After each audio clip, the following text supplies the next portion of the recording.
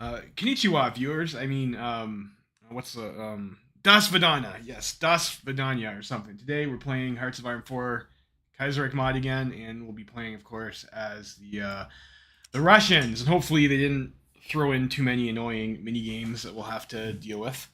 But this just released pretty recently, so we'll give it a go. I also have the Gotten Dammer Dung mod installed, and I haven't played on that mod before yet, so my gameplay might look a little washed, boys. Is what I'm trying to say, but I guess we'll get there. So we have new this patch. We have the Russian Republic, and we get a couple bonus flags: Free Russian Army and Far Eastern Army. So you can play as Far Eastern Army by starting a Japan campaign or a Fengtian campaign. Interesting. And I guess you get this as Germany or Eastern Reichspakt. You can be the Free Russians. I like that they tell you that you have to set custom game rules, I guess, to make that happen. So I don't know. That's interesting. I'm just going to play the tag and we'll see where it goes. So we have entrenched opposition. That's going to give us some negatives. We got German economic influence, which doesn't actually seem that bad. There's some Russian Revolution, Ron of the Romanovs, red flag over the Kremlin. Brief history. 2 decades ago, the Russian Empire was shattered, and the old world with it. The White Army marched through blood and ice, and from this victory came the Russian Republic. What began as a beautiful vision of a free Russia descended into chaos until 1934. The legendary terrorist Boris Savinkov rose to power. But as the military grows ever restless and the opposition mounts a final defense against the creeping dictatorship, the VOD's position is as uncertain as can be. Russia, resurgent and confident, is seeking to carve out her rightful place in the new world that is emerging. So we'll just play as the Russians then.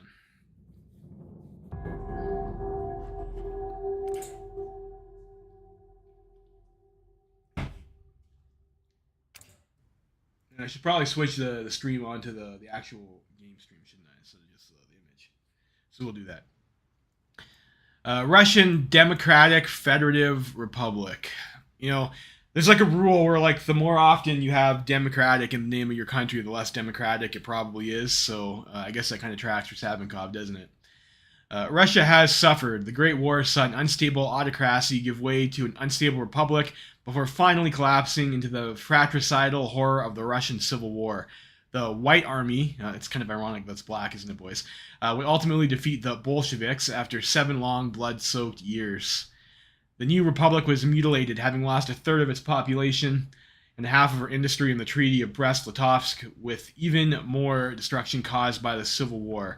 The wartime diarchy of General Lavro Kornilov and Admiral Alexander Kolchak gave way to a civilian government and the Constitution of 1922, which created the Russian Democratic Federative Republic. The military would maintain their pervasive influence, with Kornilov remaining as the de facto most powerful man of the republic, but still Russia was more free and hopeful than she'd ever been.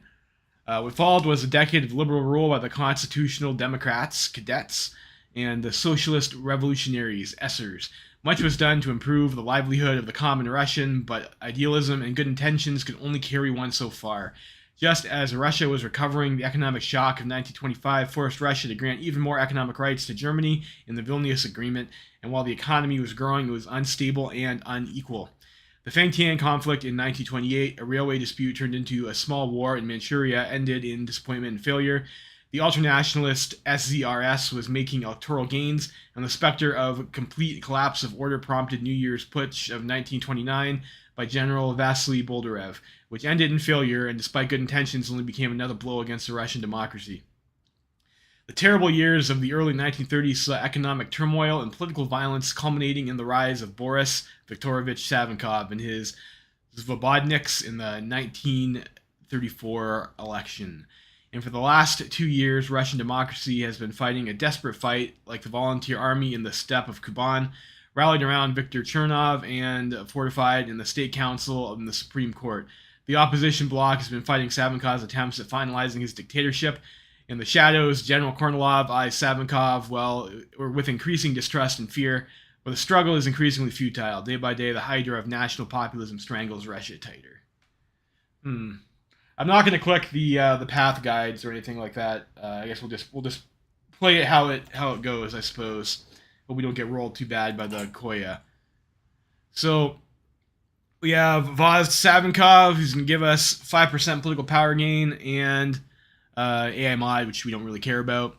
Our politics are 32% Nat Pop, 5% Russian Army, 10% of whatever the off-dem is, and it looks like we got a little bit of Democratic. Surprisingly, not a whole lot of far left. I guess if the Bolsheviks got crushed, I suppose there wouldn't be, would they? The only good Bolshevik is the dead Bolshevik. I suppose is what we're on. So entrenched opposition, so we get negative 0.8 political power gain, which is fairly substantial. It looks like we might be getting some buffs somewhere else too. But that's pretty harsh, negative 0.8. If you guys remember back in the day, your daily base gain was only like +1, so like that alone would be like negative 80% to your total political power, which would be pretty awful. We have German economic influence. We build stuff faster, research stuff faster, and we have to trade extra stuff to the German in terms of our resources, which is probably a pretty good early game because you don't probably not using a whole lot of our resources for a whole lot much, and we can trade with the Germans at negative 80%.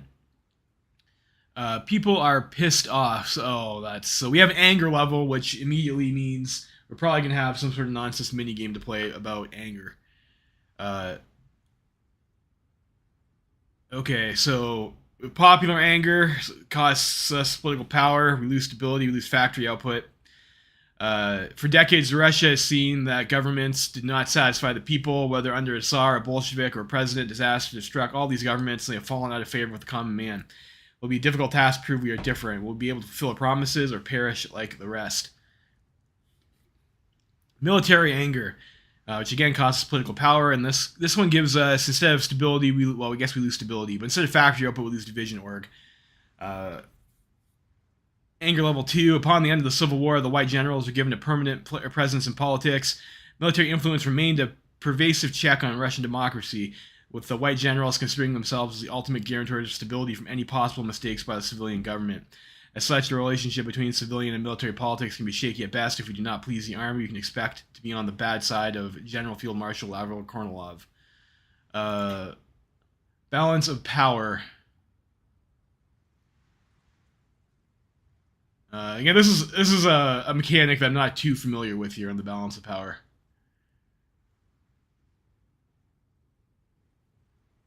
Total subjugation of life. Okay, so I guess if we want to keep Savinkov, we want to go towards the idiocrats versus the solidarists. That's an interesting portrait for Savinkov too. It's like, I don't know, looking cute today, might go commit some war crimes later, maybe in Donkuban. So we got that. Occupied territories. We have Kazakhstan. We have Kazakhstan. Okay, so Kazakhstan. We have Latvia. A little bit of Latvian clay, I guess. And we have the Mountain Republic. So I guess it's over here. Okay. So we got that. And for garrison, probably want to put that on Cav. Seems like a much better idea to do that. So we'll put that on cavalry. Subjects, we have Bukhara and Khiva are puppets. But the Turkestanis are not. Okay. So we have that. We have volunteer only, export focused, toaster economy. That's all pretty normal. Viktor Chernov, who gives us negative political power gain and some stability. We have Vladimir Nabokov, who gives us negative political power gain and stability. Not great. Nothing over here. And then we have Lavrov Kornilov, who gives us XP gain daily, division recovery, rate, division attack, command power increase. Seems not bad. Kolchak. Naval experience gains, pretty nice. So that seems like that's somewhat helpful. Why are we getting other bonuses to our PP? So I guess Civ Economy gives that to us now. I'm not sure when that started to happen.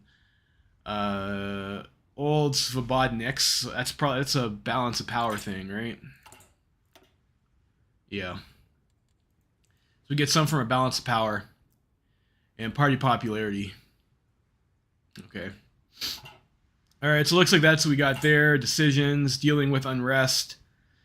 Savinkov's regime may use special tactics and propaganda to sway the citizenry to its side, but ruling over Russia would be impossible without genuine support, or at least passive acceptance from a large portion of society. In order to maintain the power and lead the country to greatness, Savinkov must keep the military and population satisfied with the SZRS's rule and deliver on the president's many promises. 8 or more military anger leads to military coup. 8 or more popular anger leads to a revolution.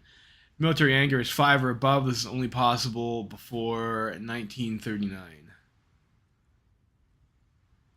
Okay.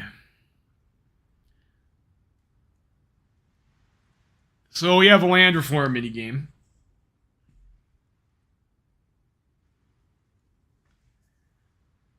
Go to the villages.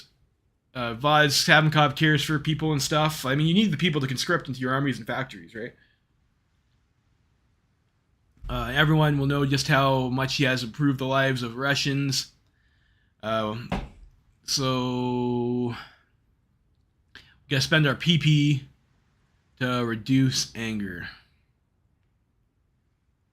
Okay. So send PP here to reduce military anger. So there'll probably be a bunch of events that fuck us over for that. The stranglehold of German capital. Vilnius Agreement of 1926 established the great German economic influence in Russia. So we're going to spend PP. And to, I guess, get our economy back. So what do we get here? We get energy autarky. That just gives us stability.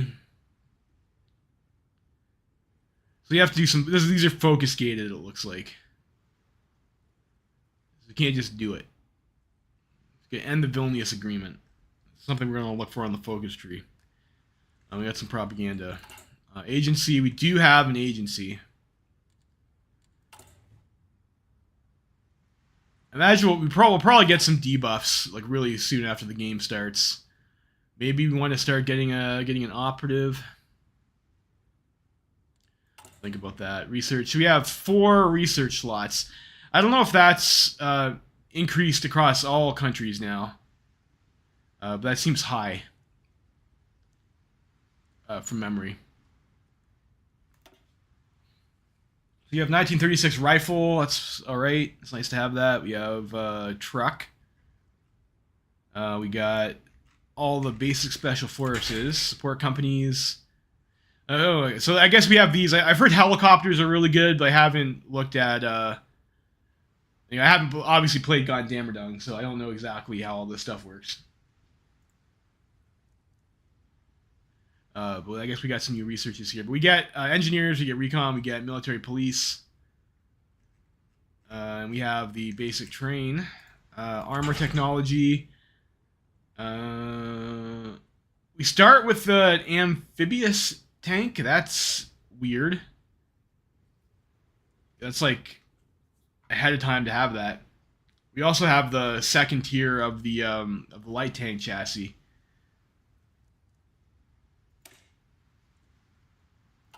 Oh, it's land warfare. Okay.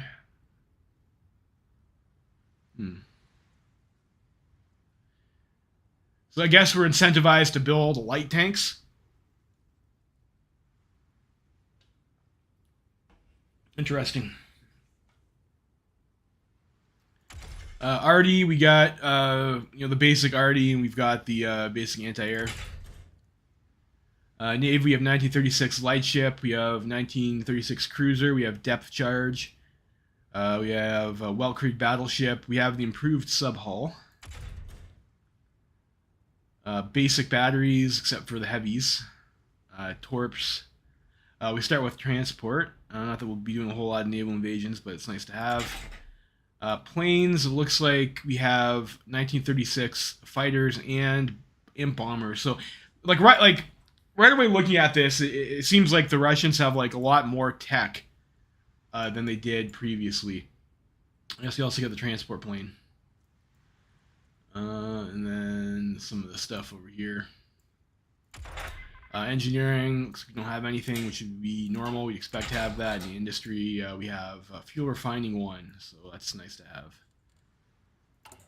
have. Research and experimental facilities. So I've never seen experimental facilities before, so I don't really know what the stuff does. You have a land warfare facility.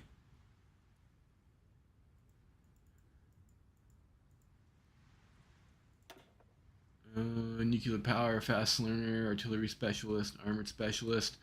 I don't know. I don't know. Let's just pick. We'll pick a guy here. Does this cost me anything to do?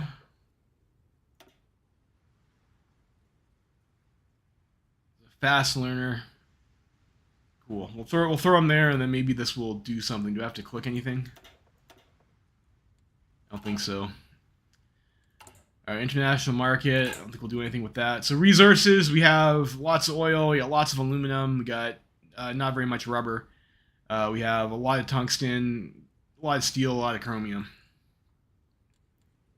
Are we trading with anyone currently? Imported? No. Construction. So our factory count here, we have 24 military factories out of 33. We have 35 civilian factories. I don't know how this campaign really plays out, so I might just start building civvy factories. 80. The 80 is already full. There's an 80.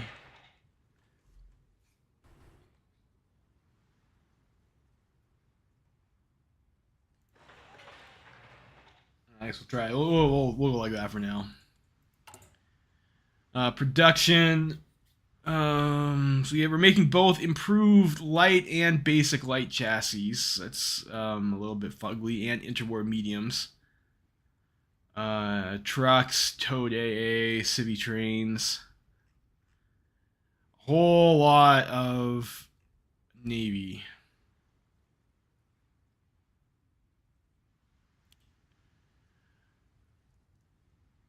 We'll just build the one destroyer, I guess. We'll finish that. It's almost done.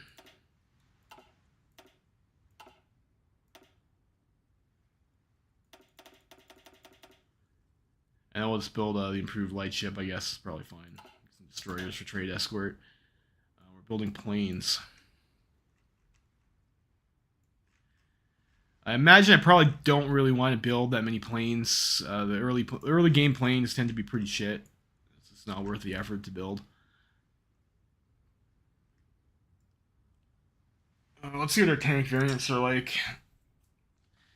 So we have the T-26 RT.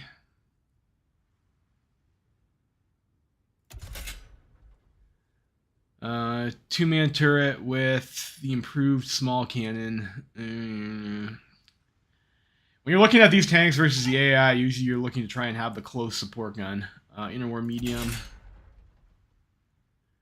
You have the double heavy machine guns, a close support gun, a radio, additional machine guns, riveted armor, gas engine. That's fast. I mean, this is like, it's actually not bad. But like, I mean, I want that to be like not the basic light tank, the next tier up maybe. Reliability's a bit shit.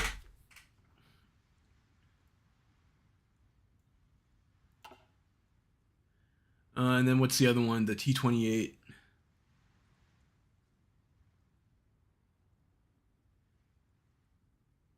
T-20. Okay, T-28's interwar. Okay, medium tank. Also with the close support gun. What's the? Oh, I was just looking at the. I was looking at the wrong line here. Yeah, the T-26 RT and the BT-7 is the other one.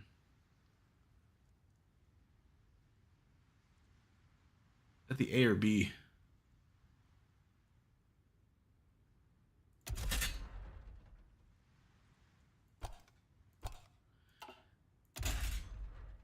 Okay, so we have the BT-7A with a close support gun. But that's as artillery. We don't really want that to be artillery. That's a bit unfortunate. Can I do this? Yes.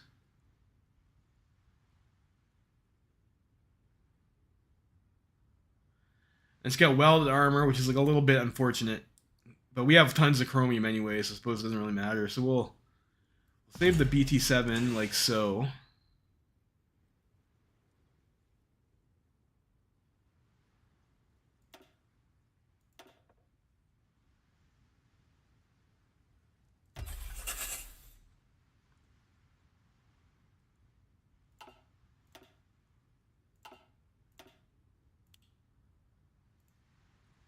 Start building that.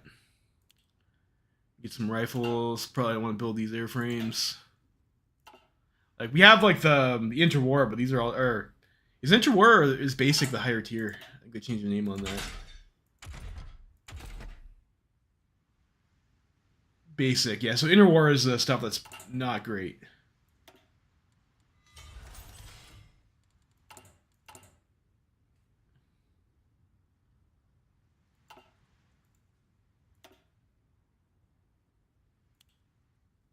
Trucks are pretty good. Tode is good. Maybe get 2 factories on that.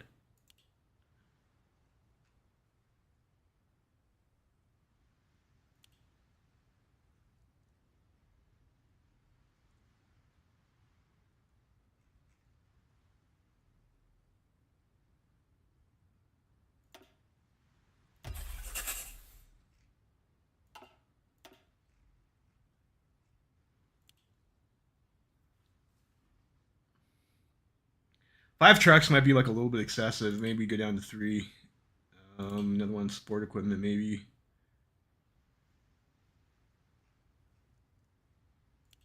Some more rifles. I don't know. We'll go like that for now for production. Templates. So we've got MP div with infantry. Seems pretty rough. I mean, you want cavalry to be that probably. We have 16 with artillery. It'll probably be like the unit that we use for line infantry for now anyways.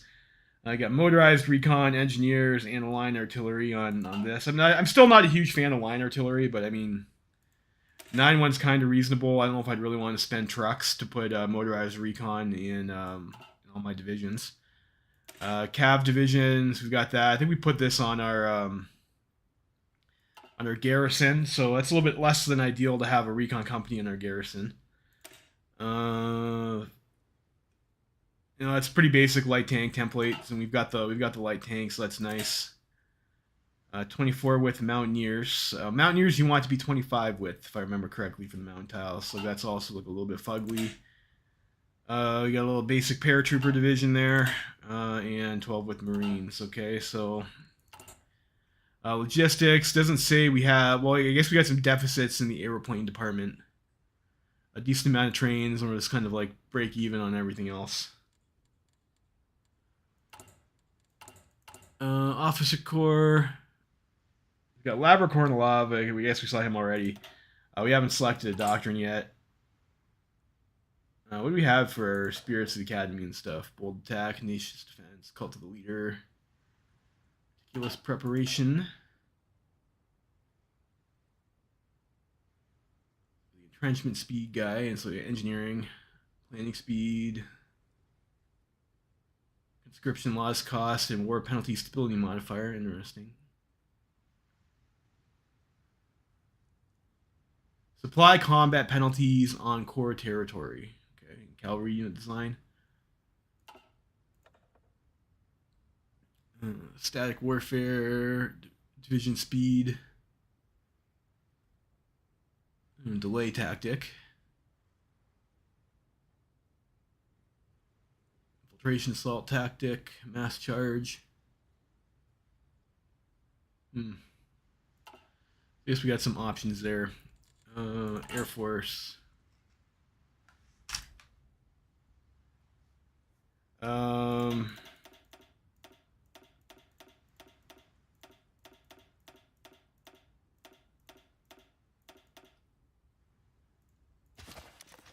These are all green anyway, so we'll disband and we can like redeploy our planes when we want to assign our Air Force. I'll fix our logistics for a little bit anyways. What does our army look like? We got 94 units.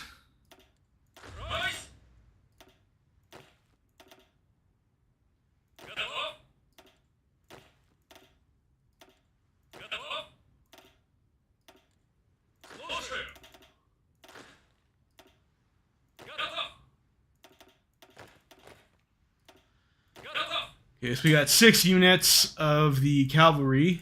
We got 16 units of the, I guess, the guard infantry division with the line artillery. We have 8 units of tanks.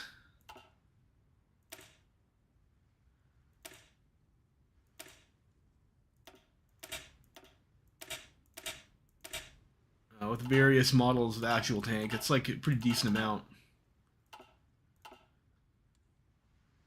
We have 14 units of cav with artillery. I don't remember seeing that template. I guess it's there, though. Alright, so we got 14 units of cavalry with artillery. We got 3 units of mountaineers. We got 1 unit of that, like, reserve garrison kind of thing for whatever reason. We got 45 units of the, kind of the basic 16 with infantry. We have 1 unit of paratroopers. Navy-wise, looks like we got a handful of submarines.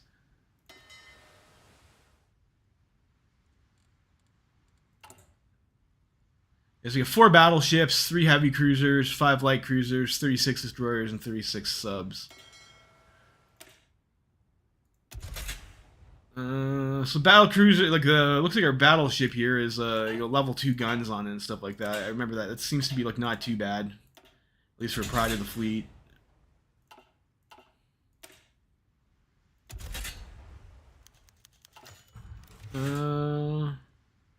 Okay, that's interesting. They got a pop up while we were paused. I think that's about it for kind of like taking stock of what we have anyways. We have 825k manpower, that's pretty good. 51% stability is pretty good. 30% war support is kind of like, I guess, normal for this level, or maybe even on the good side perhaps. 50 factories, lots of fuel. Logistics are fulfilled, and we got 60 convoys. I need to build convoys.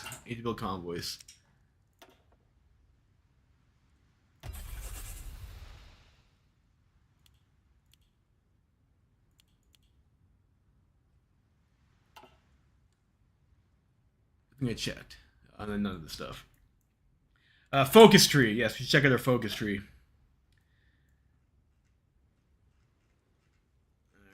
Okay, so we got this whole thing. So we got some revolution stuff, which we don't really want to look at for now. Restoration of democracy growth. So why would we want that? Address the army. I guess that's our army service branch, Air Force, and Navy. Third Europe. So we end the Vilnius Agreement. So I guess this seems like kind of what we want to be doing here. Franco-Russian treaty. So I guess, is this a Savinkov tree maybe? Or maybe not. Maybe this is a Savinkov tree. Or maybe we get both of them as Savinkov. I mean, if we create faction Moscow Accord, hopefully we'd still be Savinkov, right? So I guess you got to get rid of entrenched opposition. We're going to do any of that stuff. Organized relief work. So we get some nonsense Black Monday decision mini game to deal with. It looks like that's how it's going to be. Army. So we can do army stuff immediately.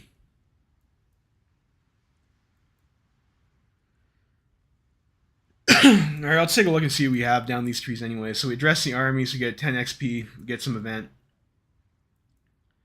Or motors, we get 2 mills, not too bad. Some decisions, again, for whatever reason, just throw decisions everywhere, I guess. Detroit on Volga, I get another 2 mills.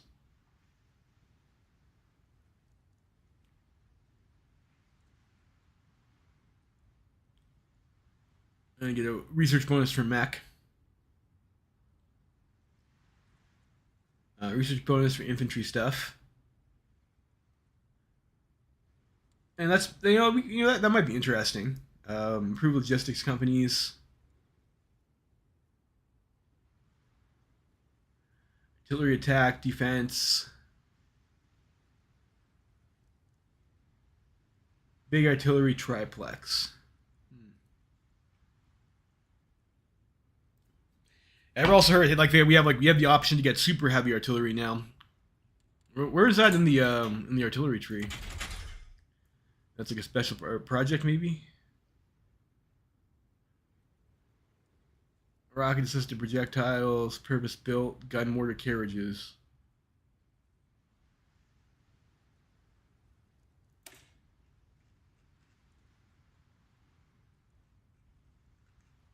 Assault gun. Do I just get the ability to make super heavy artillery?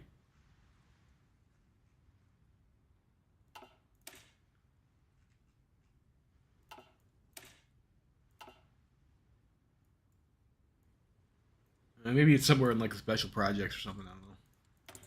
I don't know. I don't want to spend too much time on that. I can research that later if I really care about it, I suppose. Direct support armor. So we got two bonuses for armor. We get a heavy tank variant and medium tank variant based on the experimental medium chassis. That seems like maybe not too bad. I mean, get our tank production up. Savinkov line gives us a bunch of land forts, which you hope you'd never need, but I mean, it's 56-day focus. It's a lot of forts. So we have a decision. We have Science to Victory or Will to Victory. Will to Victory gives us land cost doctrine. They actually both give us that. Get different theorist.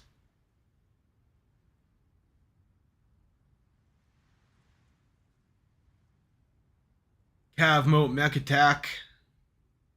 Cav Moat Mech Org. Okay.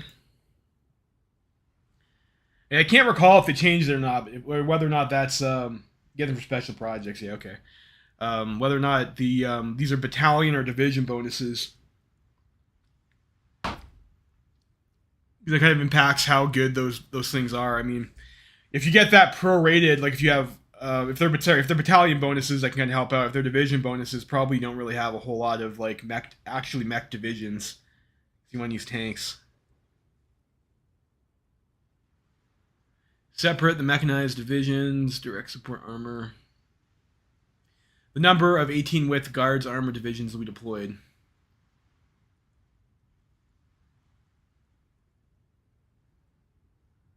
I guess we can do that either way.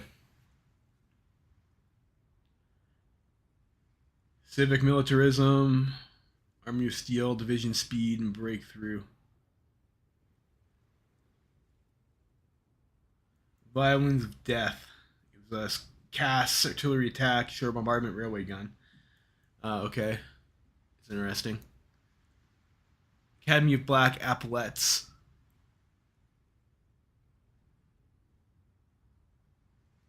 You get Tuchachevsky, Armor Division Defense. Okay.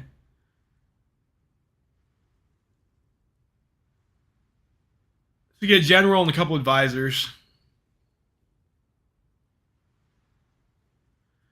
You get max planning. So this costs us political power for 365 days. Is there like a similar one over here that we have to pay that penalty for?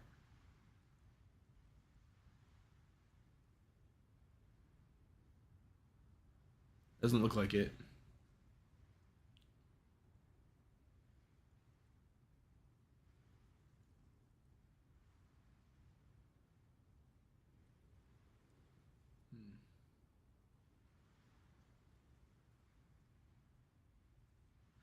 The org, reinforce rate, max planning, hammer of Suvorov, so it's like artillery stuff. I don't know. Artillery is kind of dumb. I think we'll go to Will. I think we'll go with Will for Will to Victory. Seems more interesting. Consolidate security forces. So this will give us additional spies. Like that's kind of interesting. Move speed, division attack in core territory, division defense in core territory, barrier troops.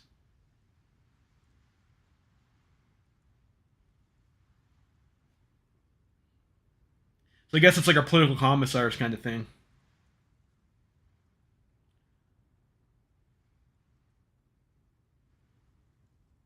We get suppression bonuses or suppression bonuses. It's kind of neat.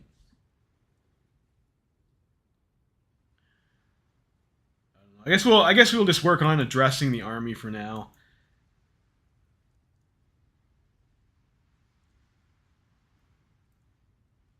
Navy we're probably not going to be doing a whole lot with, like realistically, for a Russia campaign. At least not until like the late game.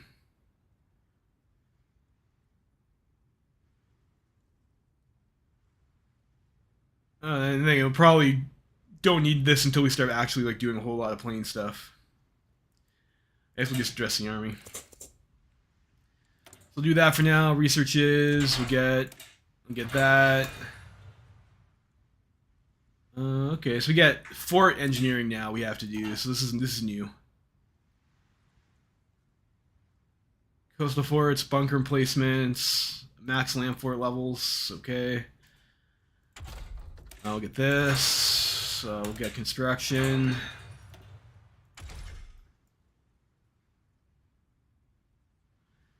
What should we do with our other? What should we do with our other slot?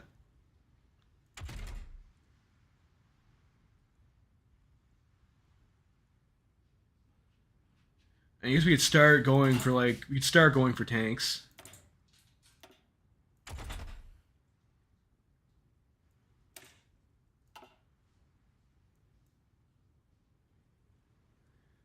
Work on planes a little bit.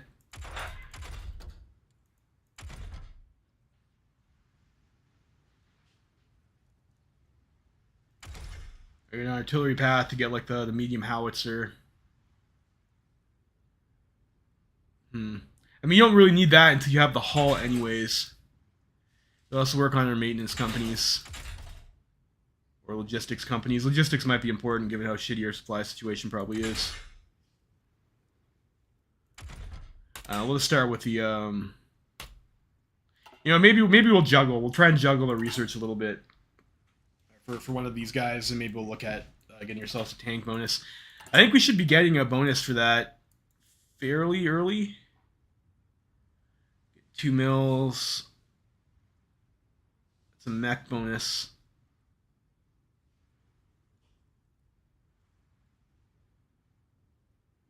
Depending on the research technologies, tank variants will be created.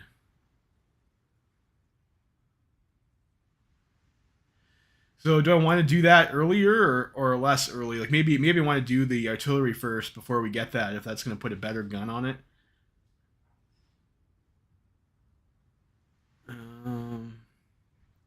Well, I don't know. That might be a bit tough to reach for. I don't know if I'm going to have to do anything else. I mean, presumably we're going to hit by Black Monday, and we'll have to do this stuff first. This is a pretty long detour. Like, so this would be 21 days. That'd be like 70 days. 35. I mean, that's not too bad. Like 77 or 100 and something days, like half a year to get the armor bonus. I'll just leave it for now. I mean, we can spam light tanks against the AI. It'll probably be fine. 2 years ago, in the June of 1934, yes, they did update Russia. Yeah. President Boris Viktorovich Savinkov was elected to serve as the 5th president of the Russian Democratic Federative Republic. The election, which led to a Duma majority of the far-right coalition of the SZRS and SOR, was the consequence of 2 decades of disappointment and instability. The last nail in the coffin of President Vasily Makalov was opening negotiations with the Reichsbank over a loan meant to fund another set of land reforms, as the SCRS was promising, but it meant little, as the SCRS had an endless supply of insults to hurl towards the Cadet SR coalition. German lackey, softness on socialists, failing peasant living standards, and a humiliated Russia after military adventurism in the Far East. The mood in 1934 was resigned and fearful. A month before elections, a member of the SCRS combat squads had shot syndicalist Vsevolod Volin for treason. Hundreds of left-wing activists and politicians were targeted as part of a campaign of fear, while law enforcement seemed slow and efficient at reacting. The SCRS volunteers began guarding voting booths, especially in rural regions, and only SOR's campaigning was left unhindered, and even supported through tactical electoral alliances. And in this environment of fear, many old progressives were pushed to quit out of pressure and fear over their lives. Many voters did not dare to go out, fearing violence. The voter turnout was low, and it saw the old titans, the cadets and SRs, almost halved in their seat counts, as SCRS became the undisputed largest party. A month later, the combined votes of the SCRS and SOR brought President Savinkov into power.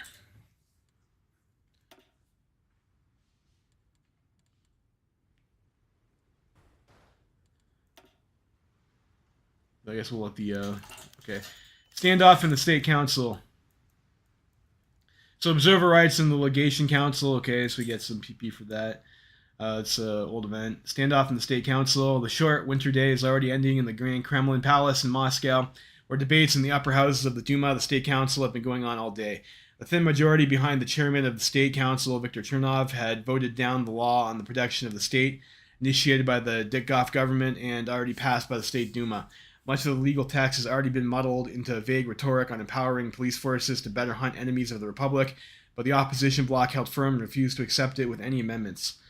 Chernov had declared the law as something out of a police state and not one fit for a democratic republic. Stubborn resistance by both parliamentary opposition and the Supreme Court has successfully opposed the SCRS. The free media affiliated mainly with the SCRS has begun to spew virulent hatred against Chernov and his allies. The loudest criticism came from the chairman of the State Duma, Vasily Shulgin, whose widely circulated Duma speech denounced the opposition bloc as crypto-communists and sellouts to Jewish and German business interests. As usual. Okay?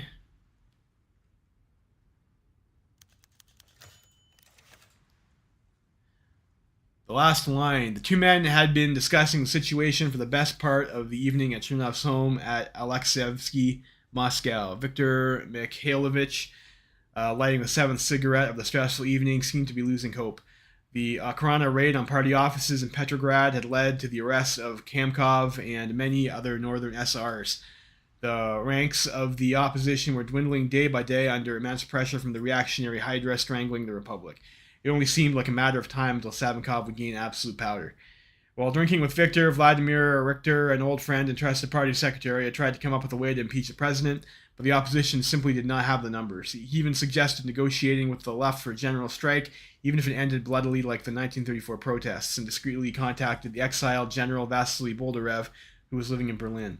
Even in the confines of his own home, the gramophone was playing loudly to drown the discussion for any potential listeners. Chernov spoke briefly of an offer from Kornilov's staff, who had discreetly met with him and proposed a military coup, or rather informed Chernov that if Kornilov goes through with it, he expects the full support of the opposition. The meeting had ended with no real agreement or trust on either side. Vladimir Nikolaevich was thoroughly opposed to the idea, but admitted that it might be the only way the Republic can be saved at this point. Even so, it wouldn't matter if all that would happen is simply exchanging one tyrant for another, not like they had the luxury of choice. Perhaps there is still time. I'll be right back for a second.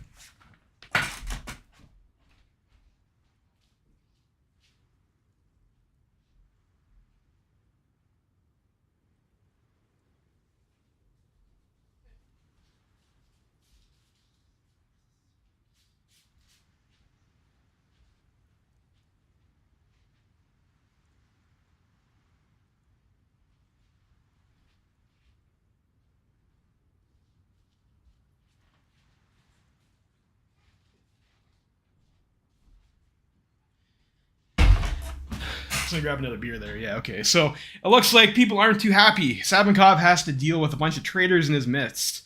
Traitors. Russia is supposed to be one and indivisible under the Voshod. Silliness. The man in the Kremlin. The president was working late. His office was luxuriously decorated and classicist with portraits of the earlier presidents replaced by fathers of Narodniks. Boris Viktorovich reacted little as he was listening to Chairman Minister Alexander Ditkov's explanation of the security situation. The Okhrana had uncovered a rumor of a possible conspiracy in the military, but despite Director of Security Klepakov's best efforts, nothing concrete was yet found. Boris Viktorovich lit another cigarette and briefly remembered how the two of them had set up their temporary headquarters of the SCRS in a half-collapsed farmhouse in Shenkursk during the Civil War. He thought for a moment, then ordered increased surveillance of the Stavka and especially of that Mongolian bastard, which Alexander Arkadievich took to mean Kornilov himself. The president understood that the equation was dangerous. The longer Chernov and Nabokov slowed down the consolidation of power, the more time disloyal elements in the military have to plot. And many in the army simply despise the Savbodniks as an unwashed mob, expected from the aristocratic morons who do not know life outside the barracks and palaces. But their time will come eventually. For now, the priority is to destroy and exterminate every threat on the way to absolute power, and fate is on our side.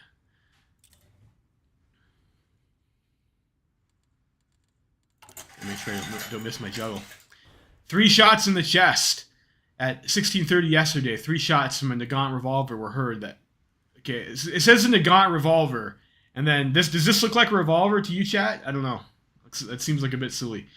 Were heard that echoed across Russia. Viktor Chernov, and the head of Socialist Revolutionary Party and the chairman of the State Council, was assassinated at the hands of a fellow party member, Nikolai Leonidov, a low-ranking SR functionary, shot Chernov in the chest 3 times at the stairs of the Grand Kremlin Palace, killing him instantly. The killer was wounded by the police before he could commit suicide and was quickly transported to a hospital under heavy guard. The opposition bloc is thrown into disarray by the news. The next day, the deputy chairman, Cadet Nikolai Platonovich Vakar, took the reins, but his position was immediately under fire. He had been initially chosen as a compromise to the right wing of the opposition bloc, with no one expecting Vakar to actually become the chairman. Now he is lauded as unacceptably right-wing and conciliatory towards the SCRS by the Socialist Revolutionaries and the Radical Democrats, who have demanded their own man as Vakar's deputy. It has become clear that Chernov was a linchpin of the opposition in the State Council, and it had been through his skill that he had kept the opposition unflinching. Though he often faced accusations of being too left for his own good, Chernov was in the bedrock of the Socialist Revolutionaries, as well as one of the leading architects for the Russian Republic as it exists today. With Chernov's corpse still not yet cold, some members of the opposition have already made public statements that indirectly accuse the SCRS, if not necessarily President Savinkov himself, of being behind the killing, or at least allowing it through lax security. Mini Napolavat, I don't know what that means. We lose stability, Chernov dies, and we get this other guy who gives us some political power gain.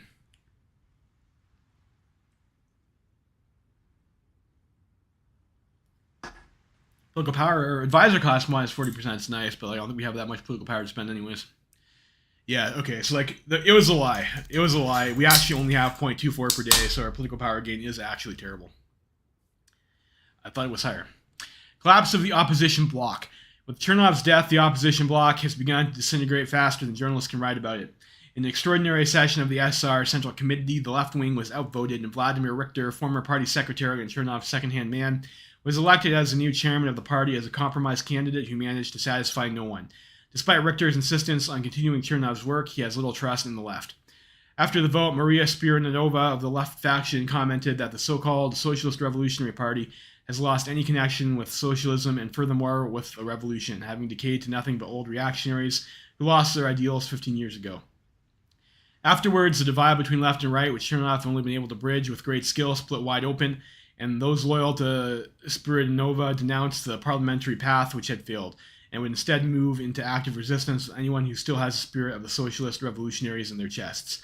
Seeing the writing on the wall, more right-wing members of the opposition bloc are now eyeing a compromise with the SCRS. The first one to defect was Nikolai Chubatovsky from VPP, who declared the opposition bloc dead and called on the conservatives to instead make peace with the more moderate forces of the SCRS.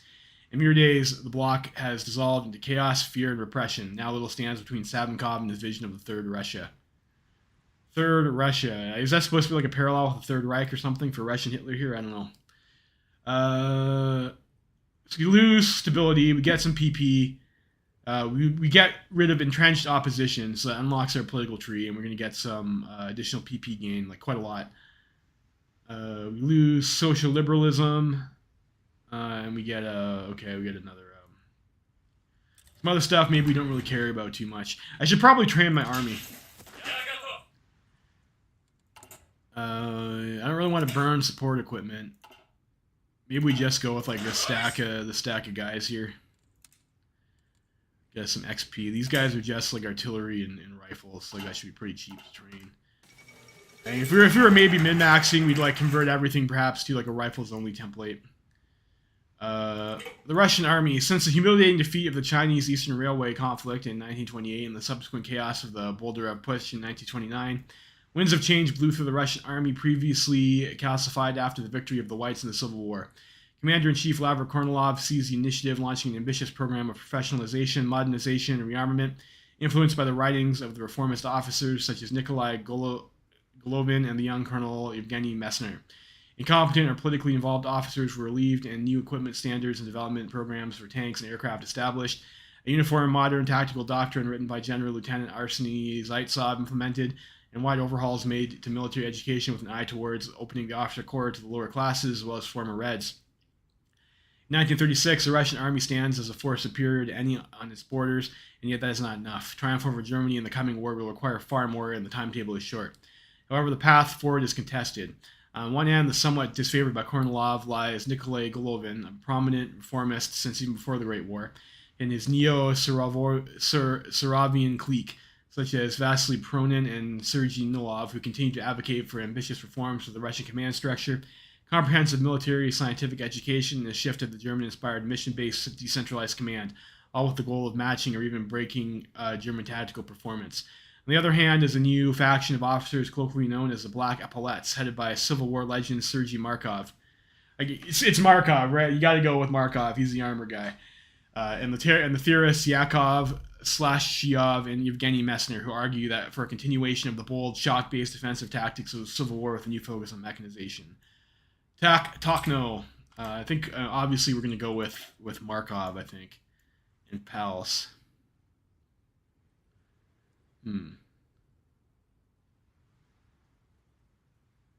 That War of Motors.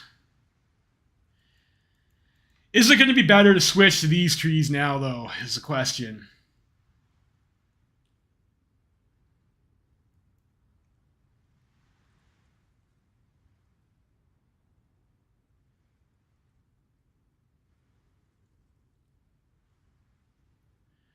Okay, so we get a research bonus for armor here and land warfare.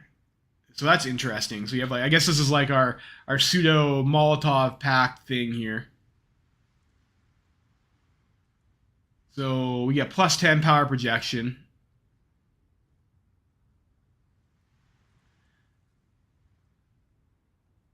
It's like that's a bit faster.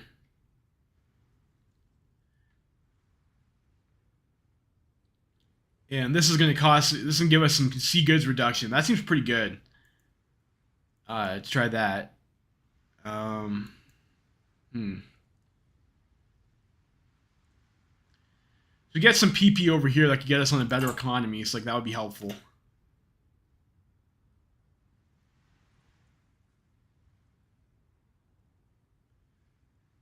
Production efficiency growth minus 20%. Like, we probably don't want that.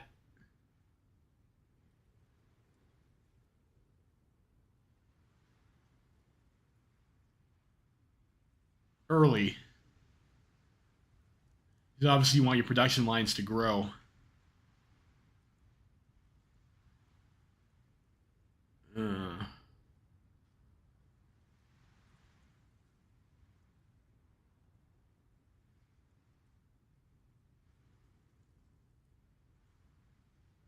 I don't really want to get caught out with like not having the right stuff to deal with mini games.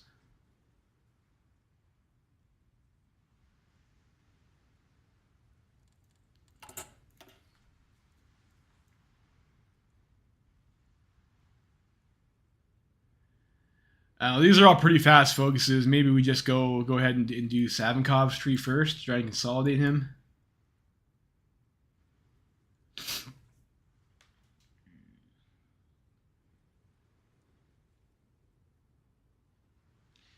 Can't do that until 1936 anyways.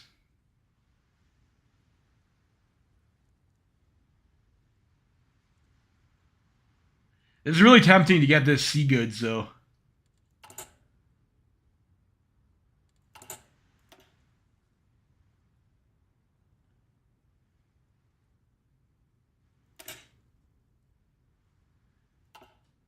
We'll get some decisions to do some of this stuff here.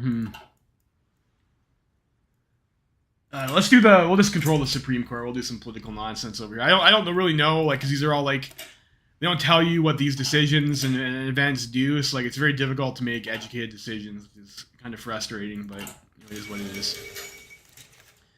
Congratulations to King Eddie. The Leonidov investigation. Despite the doctor's best attempts at the Kremlin hospital, Chernov's assailant died of catastrophic internal bleeding before he could be interrogated. Surprisingly, the investigation was quickly taken over by the 5th Department of the General Chief of Staff of the War Ministry. That is, the military intelligence under General Field Marshal Lavra Kornilov's command, citing the matter as one of national security. Unfortunately, the department's investigation thus far has uncovered little hard evidence. As a Petrograd native, the 34-year-old Leonidov joined the SRs in the early 1920s, but he has otherwise struggled to hold down a job and lives estranged from his wife. More ominously, investigators have uncovered that Leonidov met with the German consul only a few days prior to killing Chernov. Attempts to meet with this consul would prove fruitless, as evidently left on an unannounced visit to Riga on the day after the chairman's assassination. Though possibly giving credence to the idea of a foreign conspiracy, the investigation lacks any proof connecting Leonidov to Germany, or any possible motive for why Germany would want Chernov dead. In any case, the opposition is becoming increasingly vocal and demanding progress for the investigation, while the general public is growing more convinced that the government had something to do with Chernov's murder. What was Kornilov meddling in? Indeed.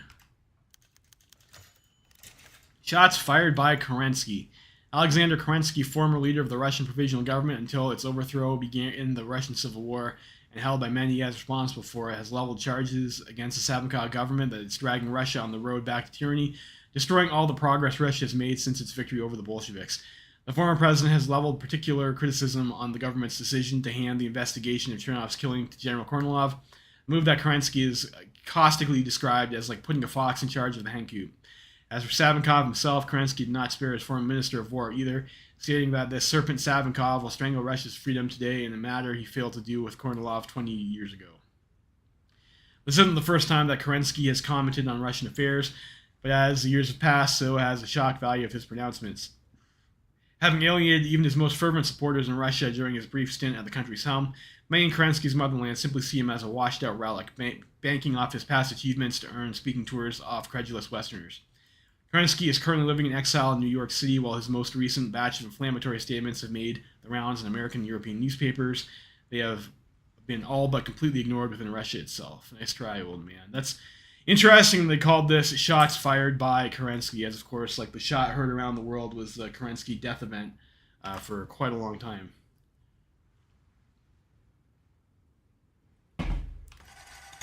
Just got to hit our juggle.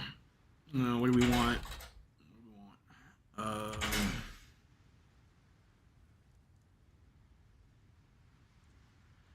And I guess we can get this.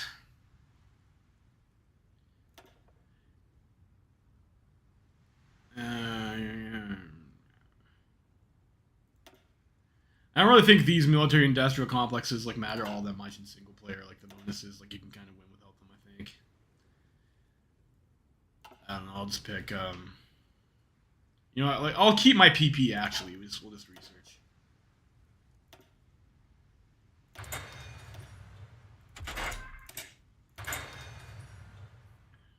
We get a spy. I don't know how active I'm going to be with the agency, so I'll pick the let's pick the guy who's got the counterintelligence for now.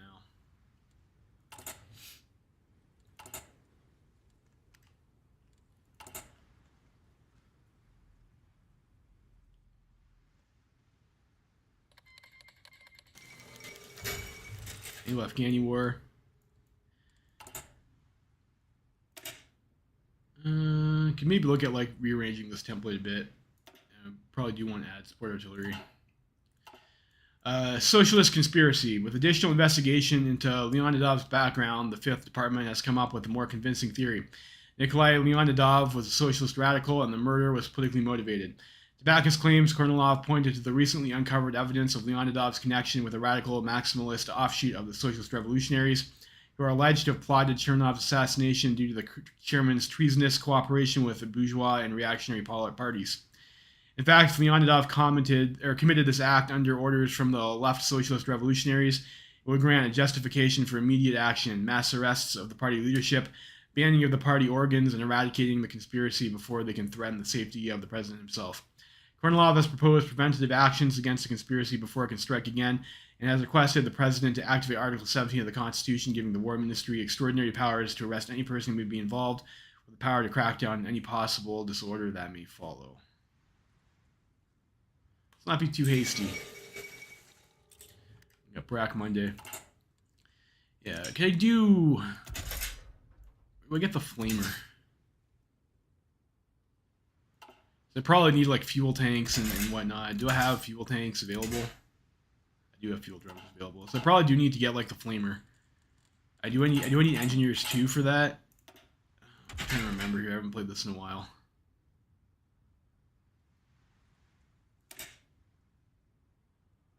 Armored engineer company.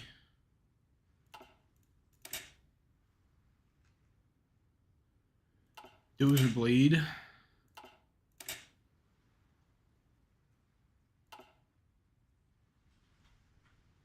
I thought flame tank was on the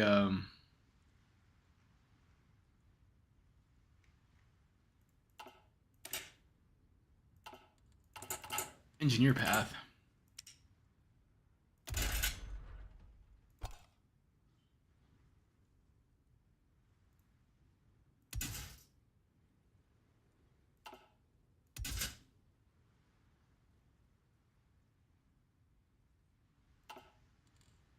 Where do I get the flamethrower? Probably want those.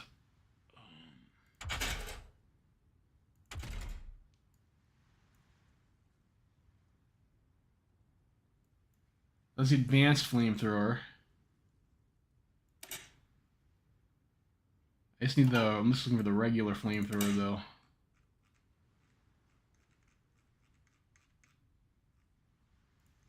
I guess I don't have a search option here either. That's irritating.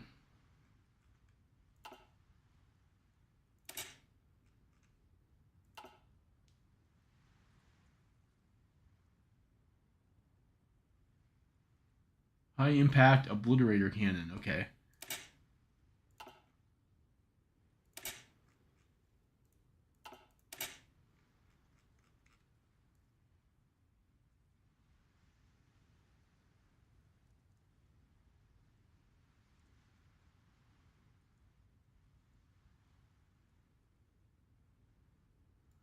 Now where's the flamer at?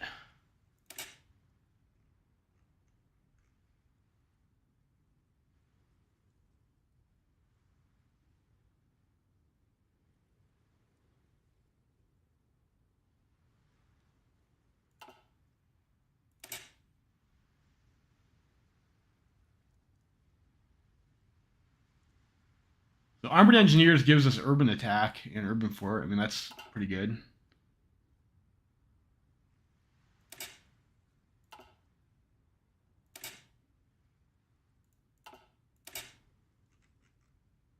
Easy maintenance, also pretty good.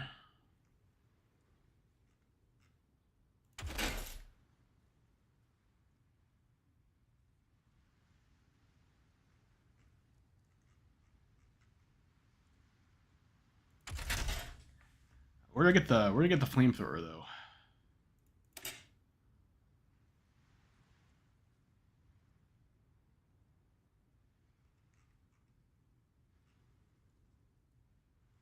So that's like a boost.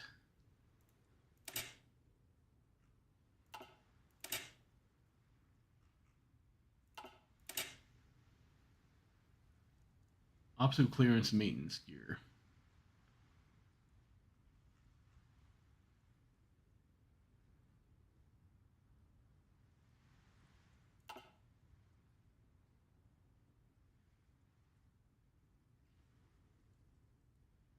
Oh, the flamethrower is a special projects now? That's a piss off.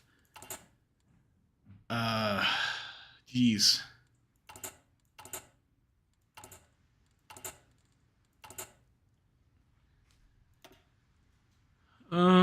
So, okay. Flamethrower tank. Okay, yeah, there it is. Flamethrower tank. Military engineering vehicles, big artillery triplex, super heavy howitzer.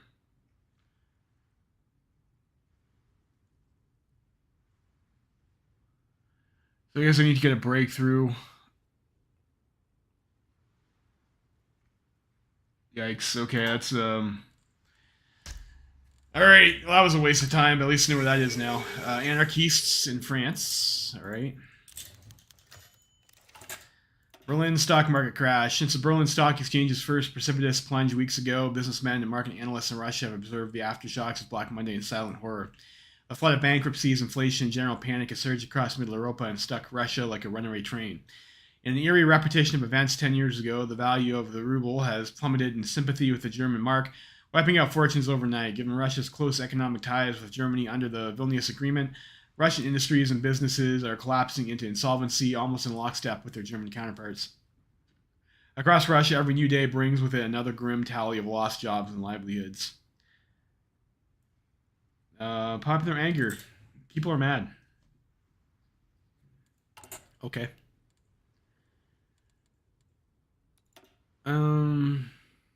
It's counterintelligence for nothing. It's funny for that.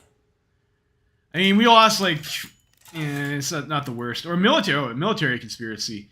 While Kornilov's theory of a socialist conspiracy does fit the typical Svobodnik narrative and would give the government another reason to crack down on their leftist opponents, the Okhrana director, Flagant Klipakov, has urged caution to the president. The Department of the State Security Protection has been conducting their own shadow investigation and are increasingly suspicious of Kornilov's intentions.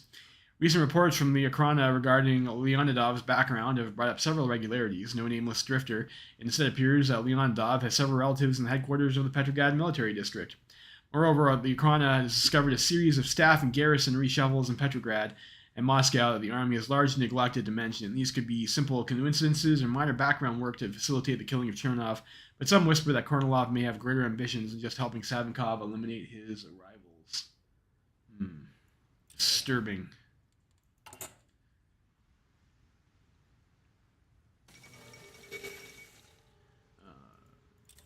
Burger King is closed for business.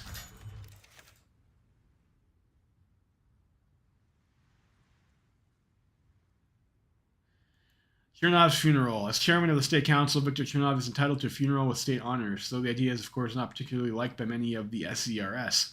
What was intended to be a rather quick and small state funeral is quickly threatening to become a great mass event as more and more people wish to pay their respects to the fallen legend. There is a distinct lack of government representation at the funeral. The only ministers present are Ivan Maysky and Ivan Ilyin, who proceeded to pay Chernov lukewarm respects for his longer career as a statesman. But from the opposition, there are hundreds, some having come all the way from Petrograd or Samara just to pay their respects. As the coffin was being carried, someone started to sing the first notes of Radin's "Comrades, Let's Bravely March." The crowd continued. "Comrades, let's bravely march. Our resolve gets stronger in the struggle. We will fight our way towards liberty." After the funeral, the crowd of thousands gathered in the summer garden in front of the Petrograd court chambers. Maria Spiridonova held a fierce speech demanding justice for Chernov, while protesters were shouting "Down with Kornilov." It was obvious that their dissent also included the sitting president. This event has quickly turned to an anti-government rally led by socialist revolutionaries and a public show of force by the opposition. Let's arrest some agitators.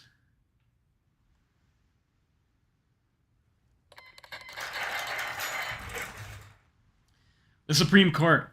Though it may be true that Savinkov's confrontations with Vladimir Nabokov, the Supreme Court chairman, have been less verbally explosive than those with the late Chernov, they proved no less frustrating for the SCRS's growing ambition. The Supreme Court of the Russian Republic is not only the highest court of appeal, but also the arbiter of Russia's constitution, and its 18 judges have proven to be a constant thorn on the side of political radicalism. The Svobodnik's pride has arguably still not recovered from the Nabokov's ruling on the question of the combat squad's legal status in 1935, which struck down Savinkov's attempt to pardon many of his foot soldiers of charges of terrorism. Chernov's passing, however, opened an avenue for finally ridding Russia of Nabokov's obstructionism. Savinkov and his cohort in the Duma have nurtured a vote of non-confidence against the Supreme Court for more than a year, but its execution will continually frustrated by the lack of support in the State Council. Now the States Council, likewise in SCRS SOR hands, the non-confidence vote and impaired legal reform bill passed by both legislative houses without incident. The slate of Supreme Court, Nabokov included, has been wiped clean in a wave of firings and forced retirements. A few old guards judged harmless enough to remain will be rendered powerless in the new Supreme Court that has now not only grown to 24 seats, but has also been stacked with a reliable bench of SCRS-approved appointees led by Venerable Boris Vysheslavtev, top legal expert of the SCRS. Now everything is constitutional. That's funny how that works, yes? I need more PP for that. No, we'll get there. What do you want to do here? Savinkov Constitution. That might be helpful. Let's just get our C goods back. I mean, 10% C goods seems pretty, can't argue too much with that, so we'll just go ahead and do that.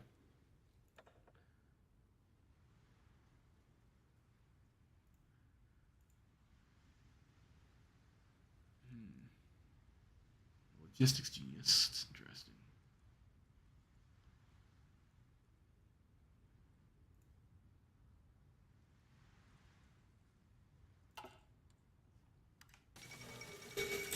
Let's get some fun in China, which I guess, I don't know, I guess we could send volunteers to that. We're still missing trucks. Are we missing trucks? Alright, and we're also missing a bunch of light tanks.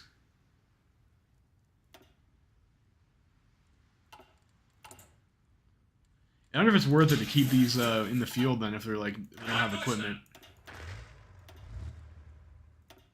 But I guess we can move them to Moscow. And I'll decide what to do with those later. Riots in southern Russia. Chernov's assassination has whipped Moscow and Petrograd into a frenzy, but they are hardly the only cities in Russia facing unrest in the wake of the chairman's untimely end. Rumors have spread like a firestorm across southern Russia, whispering that Chernov's death is only the first step in a Svobodnik coup d'etat. It began as factory strikes in cities like Rostov-on-Don, Ekaterinodar, and Stavropol, among others, have escalated dramatically in the past few days.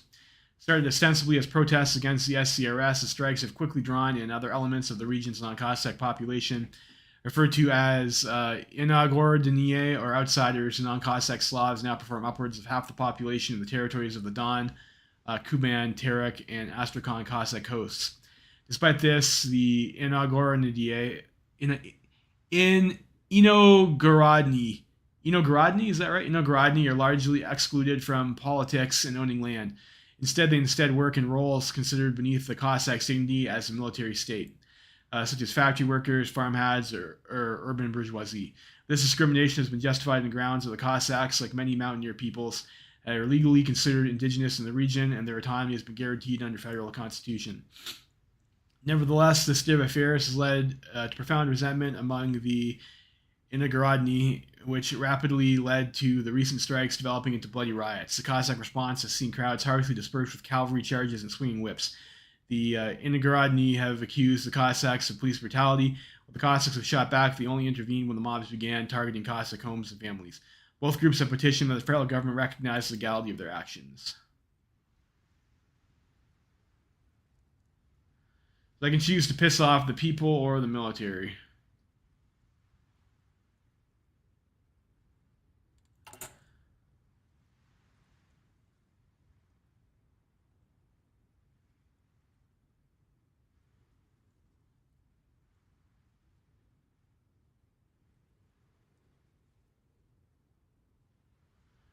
I guess we'll take the less hit. Or less stability hit. Knight to c6. As an old gambler, Boris Viktorovich decided to play Kornilov's game. He made a public appearance and commented to the press that there may be a conspiracy afoot against the government, and that several army officers have already been arrested in suspicion of involvement in Chernov's death. Such a public blaming of the army is nothing short of a declaration of war on Kornilov, an invitation to a duel of wills. It has, however, shocked and incensed many members of the army, both among the rank and file and those involved in the assassination plot. The memories of Boldyrev's 1929 putsch are strong, and now that the government has made it clear that it will oppose any threats to the Republic from the armed forces. The past few days have seen communications between Savinkov and Kornilov break down entirely. The supreme commander of the army has remained silent in the headquarters of the Moscow military district, surrounded by forces loyal to him, and avoided any response to the accusations of the president.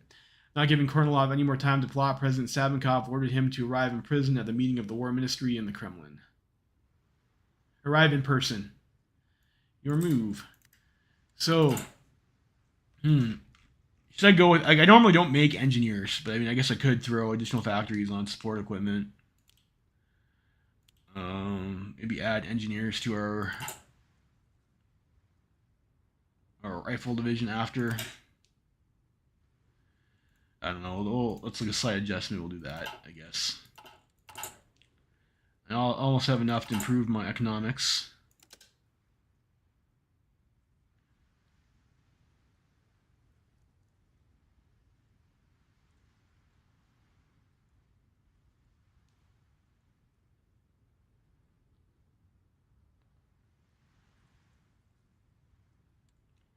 But does this just not do anything unless I just have to make sure he doesn't get to 8?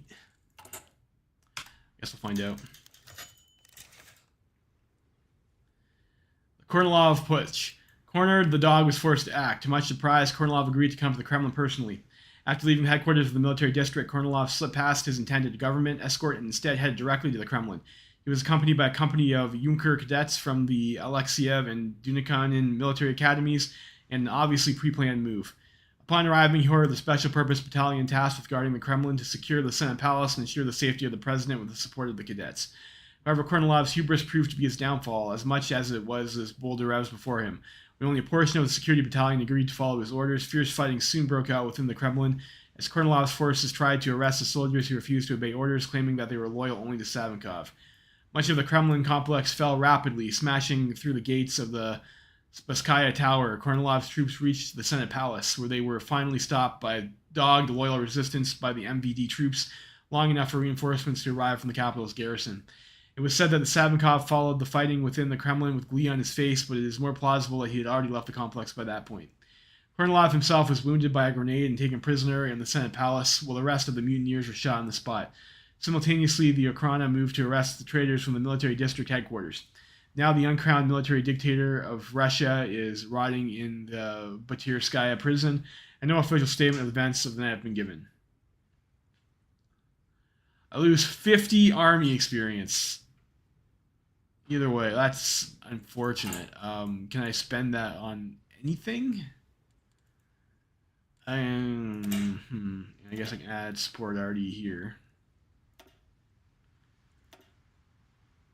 Like maybe the AA.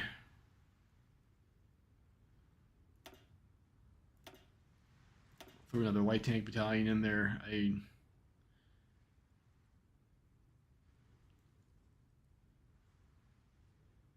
I guess we'll spend our XP like that. Only death to traitors, of course. A revolver with a single bullet.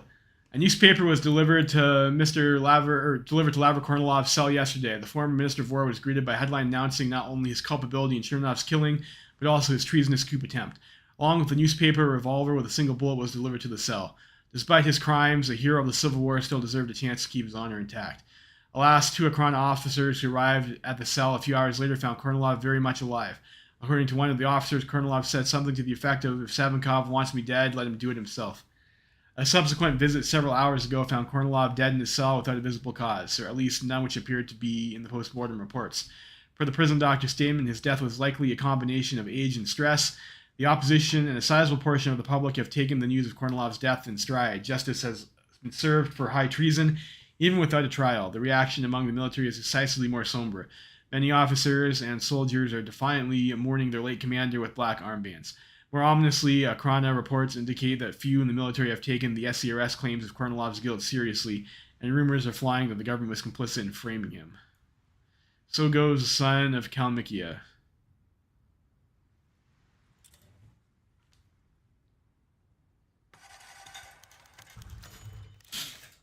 The last journey of Kornilov. Regardless of the murky details around Kornilov's coup, he was deemed to deserve a state funeral as one of the foundational giants to whom all of Russia owes a great debt. And even in death, the fallen general can serve the propaganda purposes of the new Russia, turning the funeral into a solemn celebration of the white cause. The white birch coffin was escorted by soldiers of the former Kornilovites of the Volunteer Army in their black uniforms and bright red caps. They were followed by the formations in their parade uniforms, many of Kornilov's brothers in arms, then the SCRS's own marching unit, and finally thousands of veterans and admiring citizens following the procession.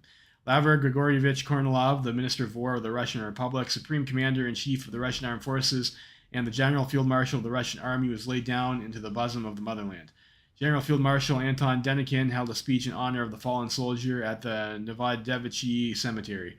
Doom is unforgiving and merciless. It spared for many years the life of a man who looked hundreds of times into death's own eyes.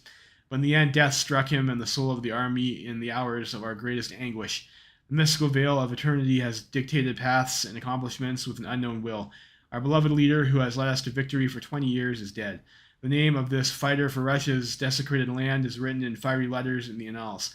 It cannot be wrested from our memories. Many of the following eulogies from other members of the High Command recall personal experiences of fighting with a stubborn old veteran.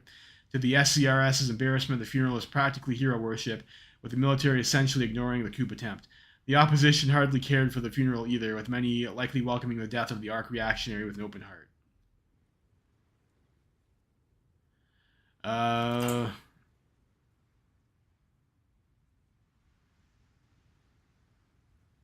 This guy tried to coup us.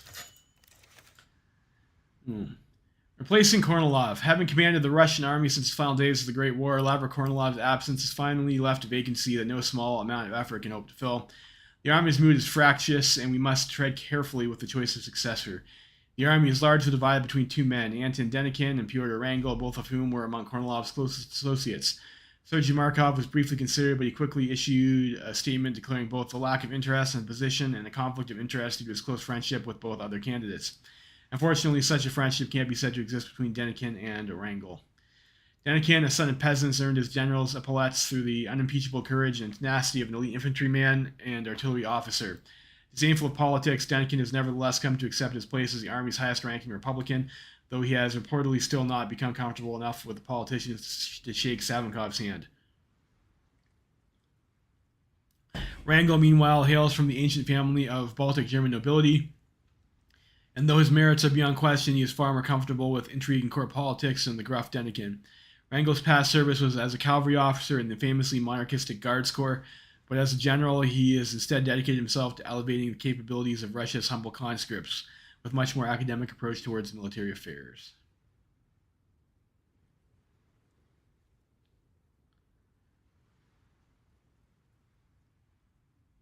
Let's go with Wrangel. Wrangel pleased. Flashing camera bulbs have captured a historic moment in the Russian army's history. As President Savinkov and General Field Marshal Wrangel co-signed a comprehensive reform package aimed at revitalizing Russia's capacity to wage war. The exact details have been withheld as a concession to secrecy. Savinkov and Wrangel have both discussed their intent to prepare the brave Russian everyman, the frontovik and factory worker alike, for tomorrow's war. While some within the army question the wisdom of such a glacial approach to war making, the thought of stout defenses and improved conditions has proven very popular with the Russian public. In a closed meeting with the Stavka, General Field Marshal Denikin is reported to have delivered a scathing critique of Savinkov's chosen military policy directly to the president's face. Denikin, channeling the same professionalism and renowned bluntness that he had once used with Kerensky, did not mince his words when it came to the time to decry the idiocy and cowardice that Savinkov was condemning the army to by following Wrangel's archaic lead. Unemployment spike. People at the highest risk of being laid off are those on the payroll of German-owned corporations, but the effect has obviously spread to more patriotic companies. It is not only a matter of employers closing down their businesses, but also losing their contracts and customers. Many industrial sectors in Russia still rely on German trade, despite attempts towards self-sufficiency by the SCRS's economic reforms over the past year. As orders dry up, the workers lose their jobs. As fewer people have money to spare, the demand for goods crumbles lower and lower. Yikes. So it gets worse. It gets worse for us. It's like this really just like kind of offsets that one debuff. With Mosley, okay. State of security. Under the 1922 Constitution, Article 36 grants the President of the Republic power to declare a state of security with the approval of the State Council. Savinkov's last attempt in 1934 to use the state of security was curbed as it did not pass the State Council, and was followed by Kornilov's warning that if the Constitution is ignored, the military has no other option but to act. Based on the current instability, a new state of security has been declared, and unsurprisingly, it passed the State Council, where the opposition is broken. The state of security, Akranoi Polozieni, was originally added to the Constitution due to the demands of the army, who saw the need for dictatorial powers in case of a communist uprising or similar public unrest.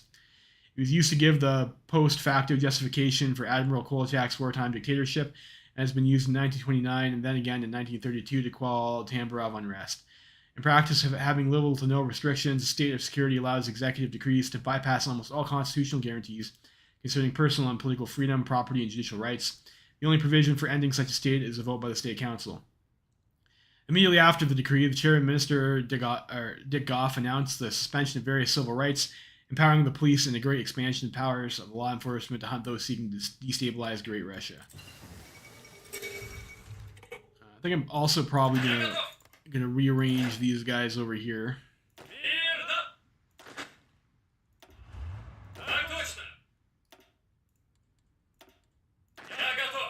You don't need to have like 17 different templates and stuff like that.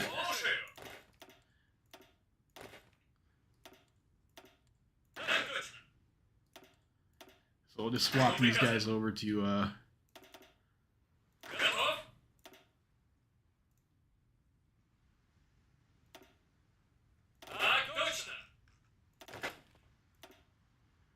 Well, the ones I can, anyways.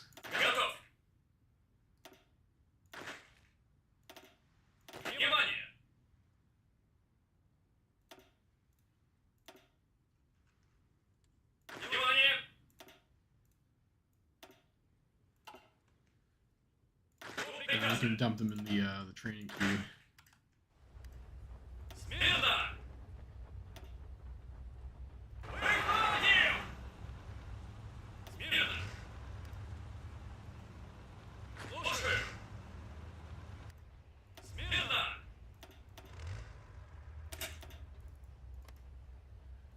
We're attritioning despite being like right next to Moscow. That's a bit frustrating.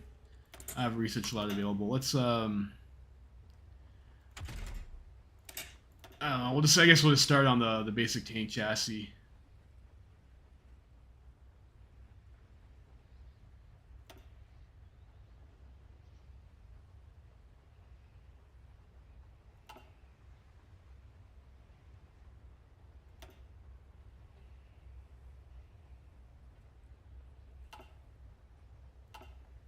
First, we're going to go get ourselves the early mobilization. Just rush mediums. How many factories do I have in light tank? I think 5, right? I have 10 factories in light tank, actually.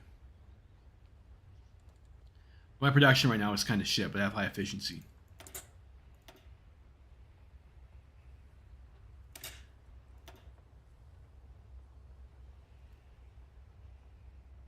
Grand motorization program. I don't know. We'll go with I'll start researching that anyways.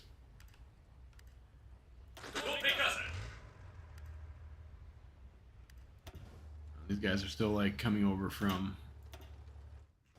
I guess, Siberia probably.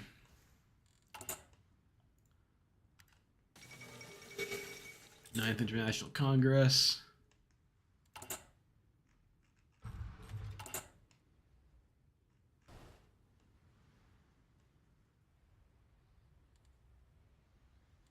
Give me back a bunch of manpower, anti-air, light tanks. So we're missing a lot of tanks. We got decent stockpiles of everything else so far, so that's okay. Demonstrations in Petrograd. With the SCRS now having control of the Supreme Court, the last single barriers to Savinkov's leadership are being removed, and the opposition is furious, seeing their hopes for Savinkov's fall slip away. Yet another demonstration was held in Petrograd, with many of the Republican left decrying Savinkov as a tyrant hell-bent on destroying the Russian democracy.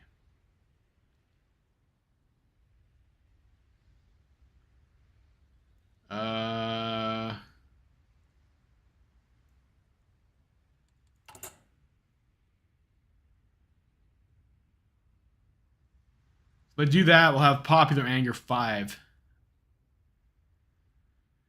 Stability kind of sucks, and I don't really want to lose party popularity. I don't know. We'll send in the military. That seems like something Savinkov would do. Slashdov publishes his unfought war. With great fanfare, General Yakov Slashdov has published the hotly anticipated sequel to his earlier magnum opus Maneuver, The Key to Victory. Titled The Unfought War, Slashdov's new book builds on his earlier theories of armored warfare, emphasizing that the rapid changes in tank technology have already rendered most existing countermeasures to mass tanks obsolete. And prolific writer and professor at the Rifle Officer School in Petrograd, Slashdov has made waves for both his writing and persona. Dashing, irreverent, hopelessly addicted to cocaine, Slashdov has become one of the most important, if controversial, members of what's been called the Markov School, an informal clique of reformist officers centered around the eponymous general. A firebrand proponent of mass mechanization, Slashdov grounds much of his purpose on lampooning of the tactics of his peers. A literary choice has drawn no small amount of controversy. The book has, nevertheless, already become a bestseller, and it remains seen where Slashdov's sights will be set next. Interesting. Alright, so we got a relief work. So we have to do Voshod program before we can do anything else over here. So I guess we establish the VES, which really sucks for efficiency growth, but I suppose we don't have a choice. We're going to try and fix our economy. So we'll establish the VES, I suppose. Maybe I should get the... I don't know. We'll leave it like that for now.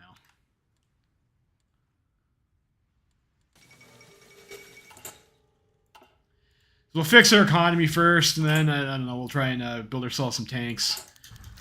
The need for land reform. Russia has struggled with the question of how to both modernize and organize its vast countryside. Until their interruption by the Great War, the Stolypin reforms attempted to dismantle the Mir, the traditional peasant village, in favor of modern smallholders. The chaos of 1917 instead brought the far more radical change, the Black Repartition, as peasants took advantage of the breakdown of order to seize land for themselves. The subsequent SR cadet land reforms of 1923 were as much of an attempt to restore order as they were a redistribution campaign. The reforms granted villages significant autonomy while also allowing peasants to rent nationalized land at very low prices. Unfortunately, the campaign's other results were mixed. Though the peasants gained a great deal of acreage, the reforms were tarnished not only by the enormous corruption in the land committees, but also by unclear intent over who would be receiving the land. The government purchased vast tracts from landowners at below market prices, but much of it would find itself in the hands of the industrialists and wealthy peasants rather than the needy. Attempts to fix the reforms' flaws crumbled under the bickering of the SR and cadets. President Savinkov thus finds himself with the unenviable job of correcting 2 decades of the old coalition's shortcomings. No one is keen for a repeat of the 1932 peasant revolt in Tambov, which saw peasants gunned down after riots erupted in the wake of the cadets' refusal to negotiate land sales. The SCRS Minister of Agriculture, Pavel Agiev, has outlined an ambitious program to correct past errors. Councils of judges, civil servants, agronomists, and surveyors were mobilized across Russia and granted the authority to rule on cases of land division. Most are expecting the councils to simply parcel out fresh land. However, meeting the peasants' wishes must be balanced with consolidating uselessly small plots into livable allotments, even if some of the peasants are then obligated to find work elsewhere. Land is only part of the equation. Russia's farms must be modernized and expanded if they are to be feeding not only the growing population but also the state's coffers. Okay, so we'll have to make some choices. I guess that's time. Doesn't seem like this does anything with that, so I guess it's like a timed event maybe. We're still back building factories. Banking bailouts. Multiple banks in Moscow and Petrograd have informed the Ministry of Finance they are rapidly running out of their cash reserves and most of their investments, often secured by German bonds, have collapsed alongside the German financial markets. The news is gloomy. If the Russian state bank doesn't bail out at least the largest of these banks, the domino effect could continue uncontrollably. However, it is impossible to shelter all the banks at risk, while many financial advisors argue that the investment ability of the banks should be a priority. Such a bailout would be seen as prioritizing the money of investors over that of the common man.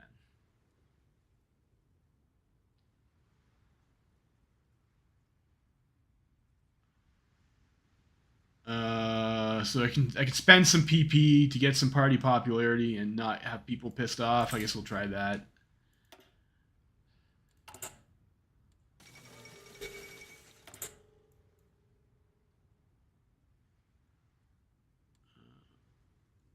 Spirit of Naval Academy. That's fine. Kurt von Schleicher is the Reichskanzler. Good luck, Kurt.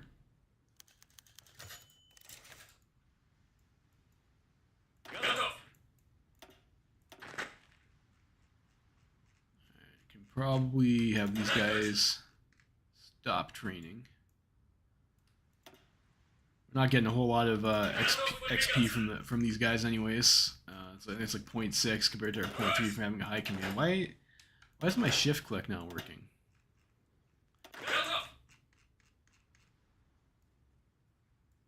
That's irritating.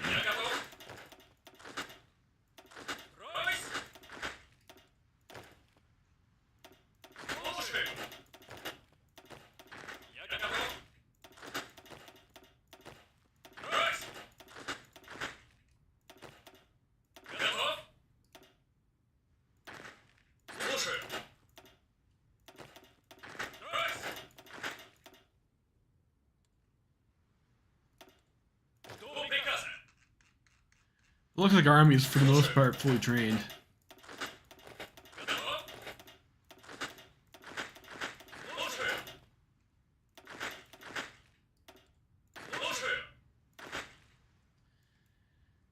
Citizen Romanovs, the current claimant to the Russian throne, albeit only in the minds of the monarchists, is a former Grand Prince, now common citizen Kirill Vladimirovich Romanov. After the death of the Tsar's grandson, Nikolai Kirill, who is the first cousin of the Tsar, became the de facto heir. After the sore disappointment of the monarchists in 1921, as the monarchy was indeed not restored, they have been reasonably conciliatory. Kirill himself has been known as a Republican Tsar, deciding with the February revolutionaries early on and his subsequent support for the Republic if it is the will of the people. Kirill's son Vladimir is a darling of the press, young and handsome. He represents the very epitome of the modern royal of the 1930s. Vladimir delights in Russia's vibrant cultural life, takes part in motor racing competitions, and is a common host of charity events. Many of these also serve as a vehicle for politics, as the prince is a much bolder proponent of monarchism than his humble and moderate father is. It is Vladimir's strong personality that gives Russian monarchists hope. Savinkov's ascension has created problems for the Romanovs. Savinkov has nothing but distaste for them, but hasn't yet dared to move against them, or just doesn't even consider them a threat. It does not help that many of the grassroots Svobodniks do not share Savinkov's hate of the monarchy. Quite the contrary, they even hold a rose-tinted view of the Romanovs as martyrs for the Civil War. Kirill has withdrawn from the public appearances he did before, and the worsening political situation has given even Vladimir pause. Despite his initial statements claiming Savinkov is putting the Republic in order, he has since rebuked any attempt by SCRS figures to gain official approval from him. Whispers are that the Romanovs have been drafting plans to leave the country on short notice should it come to the worst.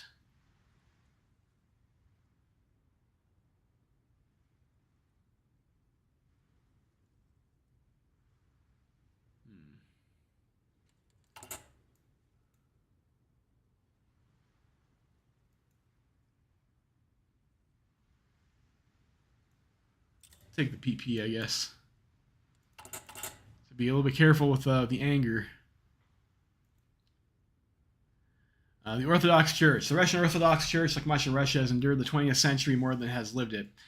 Caught in a seemingly endless web of debates regarding episcopal, monastic, and parish reforms, the Church has navigated the treacherous waters of war and revolution, but never smoothly. Even the triumphant revival of the Moscow Patriarchate in 1917 was not spared from the controversy. Patriarch Tikhon earned a deserved reputation as an able leader in the tragedy of the Civil War, but his allegedly liberal attitudes prompted a reaction that bore the fruit of the subsequent election in Patriarch Antony after Tikhon's passing in 1925. Patriarch Antony, a firebrand of the episcopal faction, wasted no time in riling up confrontation, first by attempting to make all the parishes commemorate the Romanov dynasty in their prayers rather than the more neutral civil authorities, and later by adamantly refusing to cooperate with any land reform. The souring of the church-state relations has seen opposition to Antony coalesce around Metropolitan Sergei of Nizhny Novgorod, a moderate with a history of social welfare activism, and who has likewise drawn moderate clerics and laity to his banner. Through the schism within the church was rarely discussed openly, its intensity has grown stronger as Antony's declining health makes a new patriarchal election likely in the near future. With this in mind, many members of the Sergian faction have approached the SCRS for support, both out of practical concern for mending relations with the government, but in many cases out of genuine belief in the Svobodnik's mission. The bishops themselves are unlikely to change their dislike of Savinkov, but with additional help, the SCRS could expand its influence among parishes with little difficulty. This in turn would ensure the Sergian priests are nominated by the laity and open an avenue through which to intervene in the broader, to influence the broader church. The Sergians seem set on supporting the SCRS one way or another, but how much Savinkov is willing to sacrifice in return for their favor remains to be seen.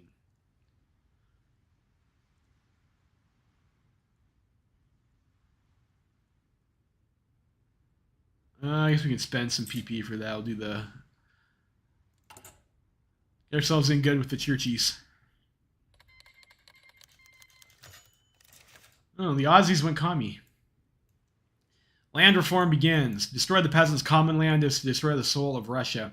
However, it is no secret that traditional strip farming is not only inefficient, but also that the central Russia simply lacks the land needed to sustain all its peasants. If every Russian is to prosper, then there is little choice but to consolidate fields and direct the excess rural population to nearby cities, or across the Urals into Siberia or Turkestan. Hopes are high that these efforts will, when paired with farm mechanization and new agronomical colleges, increase the crop yields exponentially while respecting the Mir's traditions. As councils of land division have appeared across Russia, the new reform program has entered its first official stages. Vast tracts of land have been earmarked for nationalization. Thousands of surveyors and judges are busy working through a decade of legal backlog. New artels trade cooperatives have been established to house and provide work for the influx of peasants into towns and cities. Fortunately, not everyone has been pleased to discover what the reforms actually entail. SCRS party offices have been flooded with letters addressed to President Savinkov demanding he punish ministers for misinterpreting his orders. The elder of many villages are furious that the state has given rural officials not only a veto on the election of village headmen, but also reserved the right to appoint one if the locals prove difficult. The consolidation of land strips has flared tempers, and while many peasants want land, few are keen on redrawing boundaries or leaving their home village outright. Even the agronomic college scheme has received vitriol, with some letters arguing that time spent in classrooms is less time spent in the fields. Though the party spirits have somewhat deflated, many are adamant that the reforms must proceed as planned and that these are simply growing pains. There will undoubtedly be more opposition in the future. Time will tell if the party is willing to pay the cost of confronting it.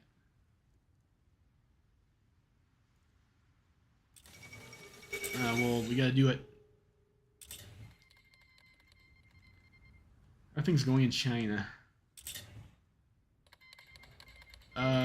Pretty good for Mingan, I guess. Huh.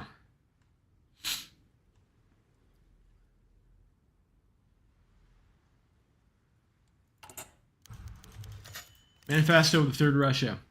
National populism or national narodism, Nationalnoye Narodnichevstvo, stems from the Narodniks of the 19th century, through Narodnaya Volya and the socialist revolutionaries finally becoming the defining ideology of the SZRS. Through the decades, many methods have varied, but our untiring belief is in the strength and will of the Russian peasant has not wavered. Well, what do we believe in? We believe in the people, not in democracy. Tsarism, liberalism, and Marxism do not stem from the Russian people. They are ideas of elites and tyrants. It is a community of the free Russian peasants that forms the heart and soul of Third Russia. What do we believe in? We believe in an undivided and indivisible Russian civilization, one that is of spirit and will and of great faith.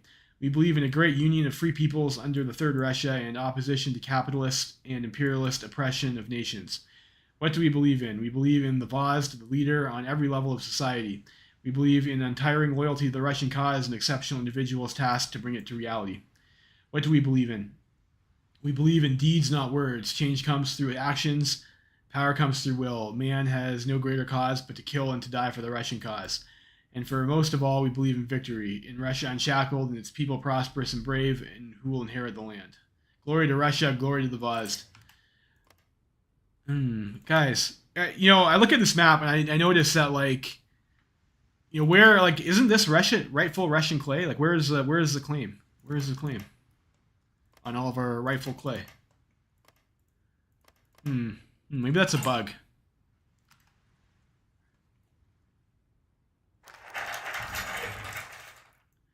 Creation of the VES. As Russia bears the aftershocks of Black Monday, it has become starkly clear that the country is facing the worst economic crisis in a decade. The Verkhovny Ekonomический Soviet, or Supreme Economic Council, has been established in record time by presidential fiat, but it faces a daunting task. The VES chairman and Minister of Industry and Trade, Alexander Voznezensky, nevertheless delivered a widely reported speech to the Duma within days of his appointment, laying out Russia's immediate strategy for economic recovery. With even short-term credit from abroad almost impossible to find and politically unpalatable, the state has stepped in to recapitalize and nationalize a sizable portion of Russia's insolvent banks, placing them under the jurisdiction of a reorganized state bank. Given the weak reputation of the government as a borrower, plans have been put into place to issue bills of exchange through domestic proxy banks. Termed work creation bills, there's hope that the private sector investors will keep money flowing internally, with the goal of having these investments reach maturity once the economy is stabilized. Paired with harsh but focused austerity measures, the VES plan tends to balance finances by limiting government spending and maintaining internal liquid capital flows and public works programs. Though ambitious strategies are already being workshopped for a total industrial transformation of Russia, the short-term goal is to maintain employment levels as high as possible for simple subsistence. If all goes well, Russia's working class will be able to bear the brunt of this austerity with government support and be ready for economic counteroffensives to win back ground lost. Okay, so we do that. Decisions will improve our economic recovery. So I need to do the Voshod program.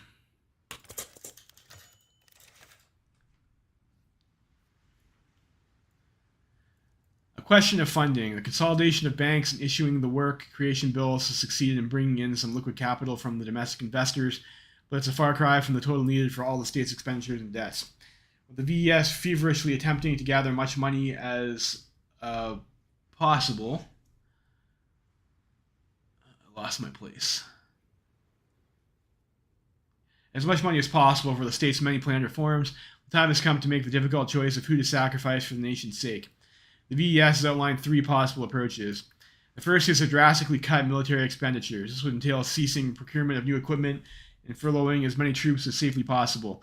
The Stavka is incredulous at the suggestion that Russia's defenses be weakened to such an extent, to say nothing of their salaries. The second option is to instead target the public. Austerity can save rubles from otherwise being spent on social services.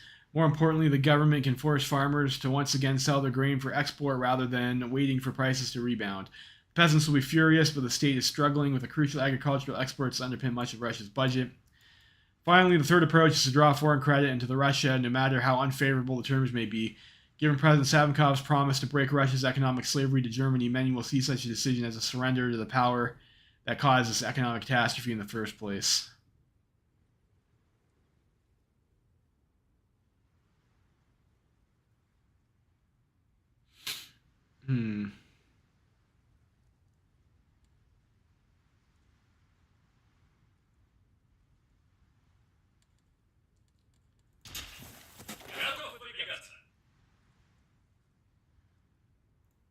Stop those guys training. So if we piss off the army, we'll lose like a bit of output for like 180 days. Like, we're already not making all that much anyways.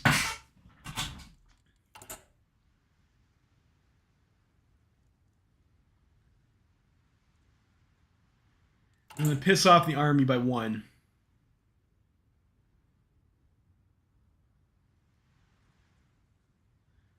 So like, this debuff goes away after 180 days.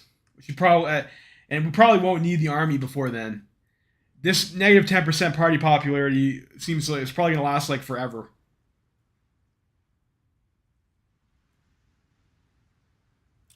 We'll do the military chaos.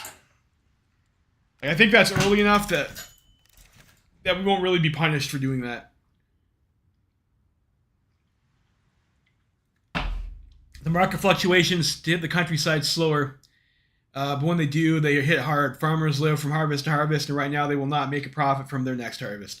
Russia, like much of Eastern Europe, has traditionally been an exporter of agricultural goods, and now local peasants and large landowners are looking at an uncertain future.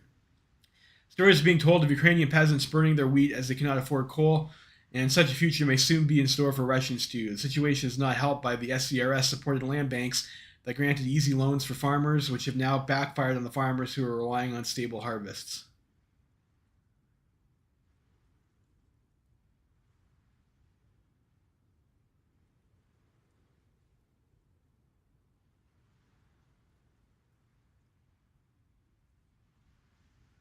So we have the option to pay 25 PP to reduce public anger by 1.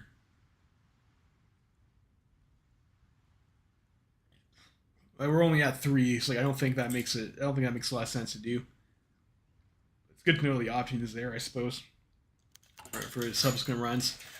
Legation cities voting bailout. Black money has left deep scars in the global economy, and particularly on the Deutsche Asiatic Bank in Shanghai, which seemed to have fallen victim to unscrupulous business practices and possibly insider trading. Our delegation are now seeking guidance on how they should vote concerning the proposed bill of the DAB. I didn't think we had voting rights. At least we just have observer rights. It's kind of weird that we got that.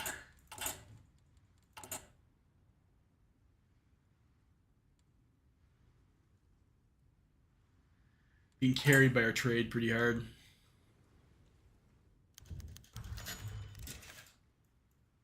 Kievan Kerfuffle, the ruler of our de facto protectorate in Khiva. So Khiva is one of the Central Asian countries.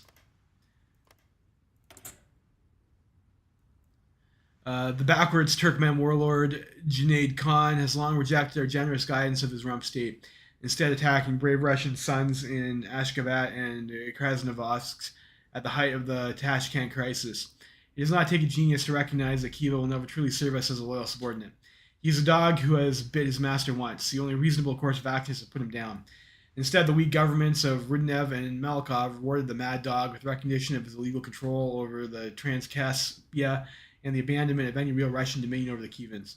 This embarrassing course of action has been spearheaded by our leading agent in Khiva, the Kornilovite general Ivan Zaitsev, who has gone native, aligning himself with Junaid Khan at the expense of his homeland. To rectify these mistakes, we've moved to force Zaitsev out, blackmailing him with dubious charges of corruption. He has been replaced with a more trustworthy court advisor, General Vasily Ivanovich Morozov. In response, Junaid Khan has placed General Morozov into glorified house arrest, restricting him from leaving the old city of Khiva or interacting with the Russian-sponsored Khiva military school. Junaid Khan's brazen acts have threatened to dismember the informal control over the region, and our remaining agents in Khiva report that he intends to strengthen ties with the rogue Turkestani Republic. Without the full support of control of the military, an intervention to Khiva over Junaid Khan's provocations would be dangerous and difficult. Instead, our agents within the Khanate have proposed that we provide clandestine support for the imprisoned Kievan Khan, who, if restored to power through a coup, would certainly prove to be a more pliable puppet. In the meantime, we will have to swallow our pride and ignore the mad dog in Khiva unless we provide him with any more popular support by acting against him.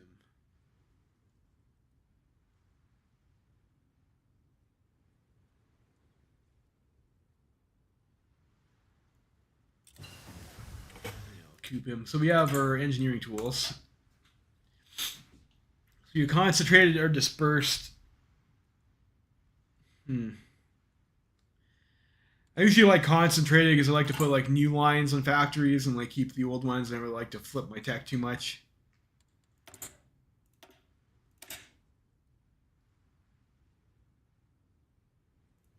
And let's take the extra 5% output.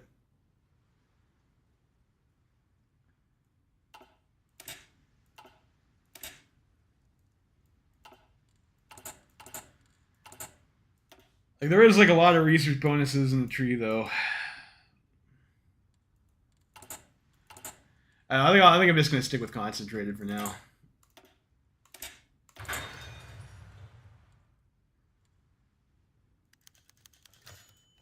Okay. Good for the legations, I guess. Carles is now in charge in Argentina. Man, this is taking forever to get past 1936. Jeez, it's been like an hour and 52 minutes. We just got our first industry research. The Legation Council votes providing aid to Sichuan province. Okay. Conservatives topple the Baltic government. Ooh. So like if we had maybe done this other focus first, maybe we could have made a play there.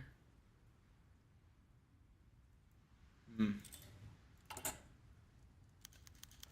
should have maybe read that event.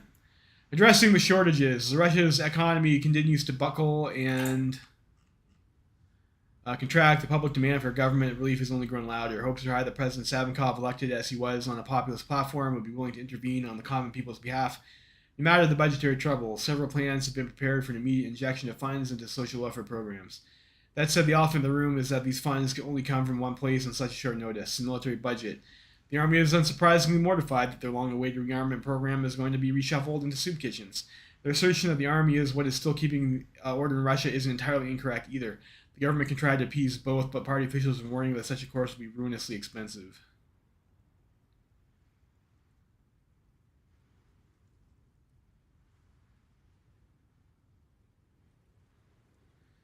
$100 PP for that.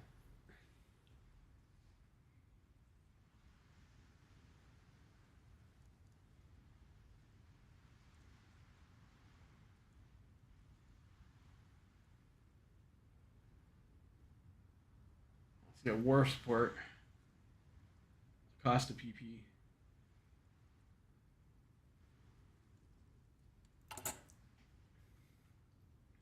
So you don't really need to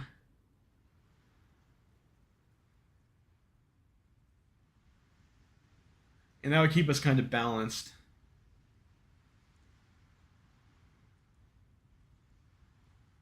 We have 5. That's not. Then we get a war support buff. Let's do that. We'll go 4/4.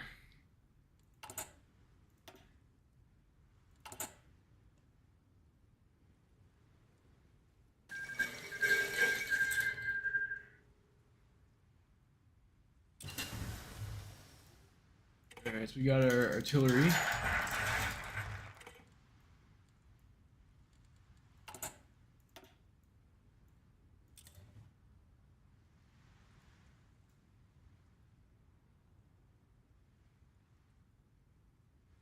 We have the close support gun that we can put on like our tanks when we get it now. Like ideally, you want to get the artillery over here too. We go for the extra machine tools. I mean, we still have like a pretty large amount of growth to get those. Like, I don't know if that's like all that important to get. So what do you want to research?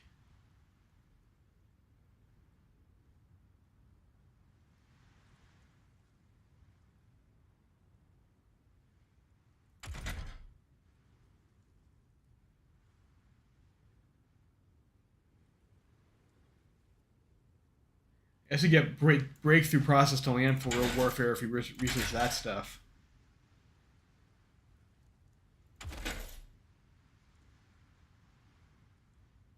Maybe not from the regular rifles and stuff though. Hmm.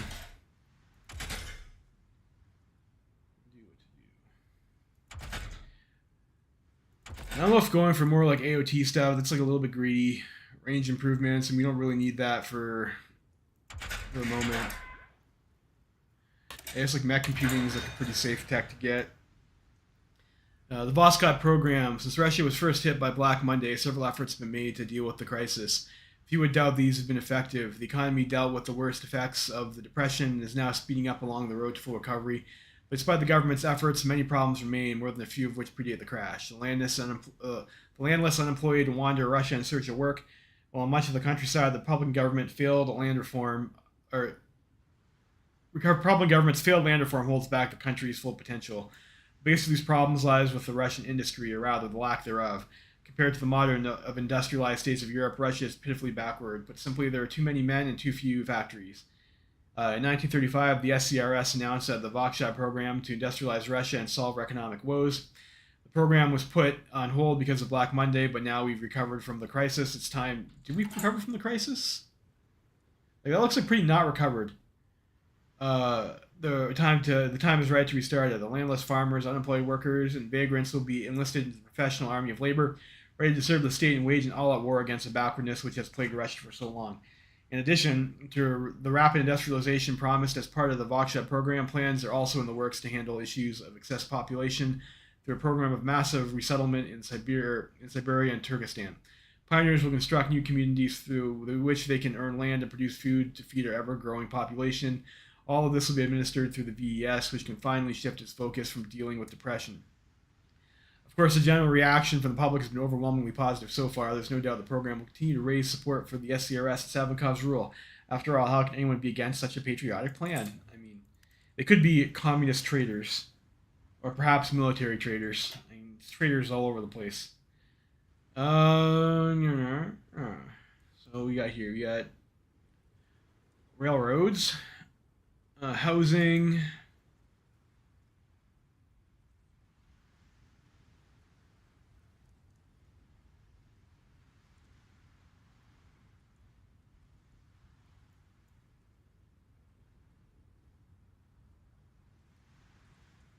Hmm.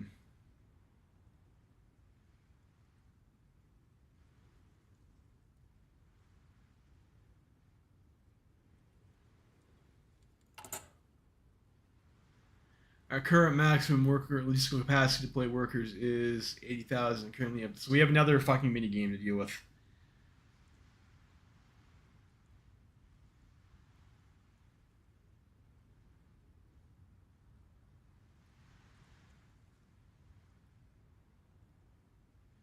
Give us more worker capacity.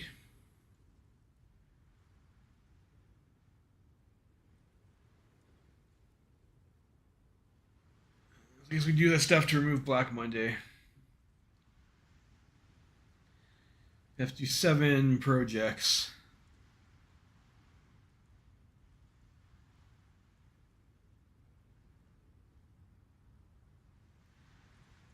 So you get 90 days. You will regain 25,000 manpower. So this doesn't piss anybody off, and we get. That seems okay.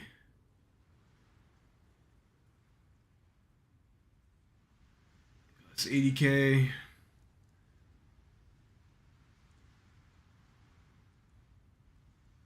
don't really need steel. It's like the city factories looks pretty good.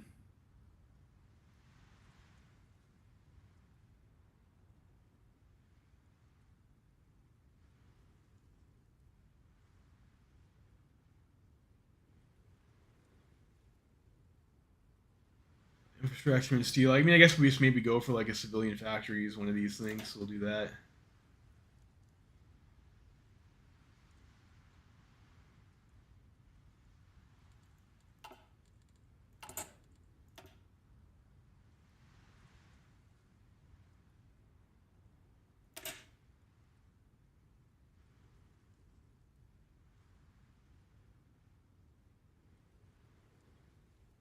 This will give us construction speed and daily political support. That seems pretty good.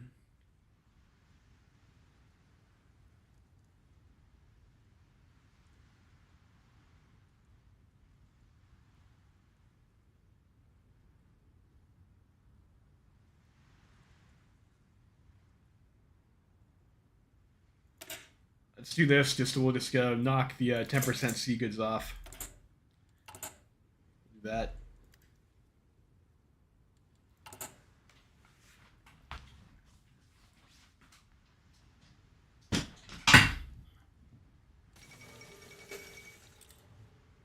So I am okay. This seems, at least at face value, much less annoying than the Black Monday card game the Germans have.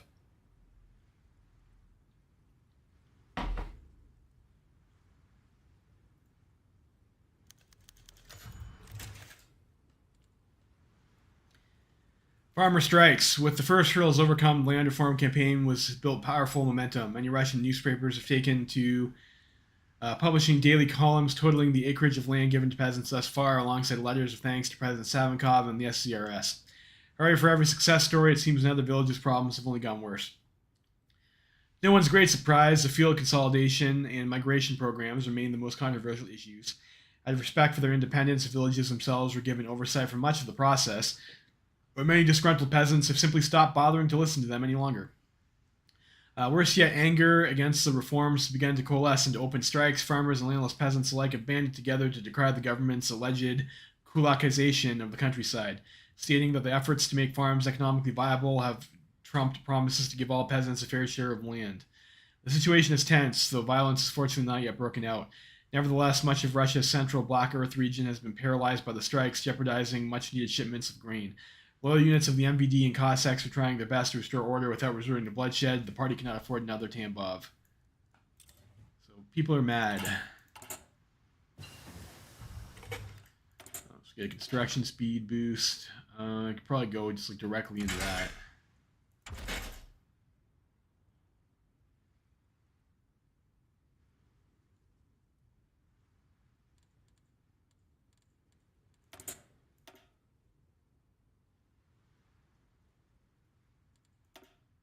I guess I could also start working on mech.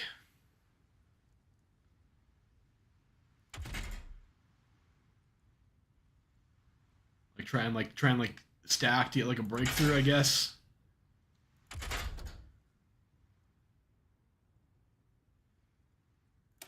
I'm just gonna go with civilian tech for now.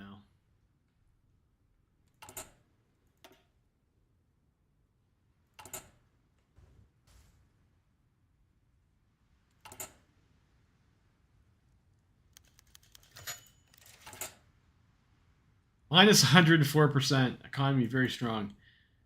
Caucasus confirms a commitment to land reform. The Committee of Cossacks, Mountaineers, and Steppe Peoples has gathered in Yekaterinodar for its seventh session today since the group's founding in 1922. Ostensibly a meeting ground for the many different peoples who inhabit southern Russia and the North Caucasus, the committee has long held a reputation for elitism and patronage. This isn't terribly surprising, as many of its members are landowners and hereditary clan chiefs who would have little to gain from dividing their estates. It thus came as a shock when the seventh session ruled in favor of formally declaring its support for President Savinkov's land reform campaign. Once the surprise had worn off, the caveat to that statement quickly came to light. This support was contingent on the reform keeping land within its respective ethnic group. While sure to disappoint the largely landless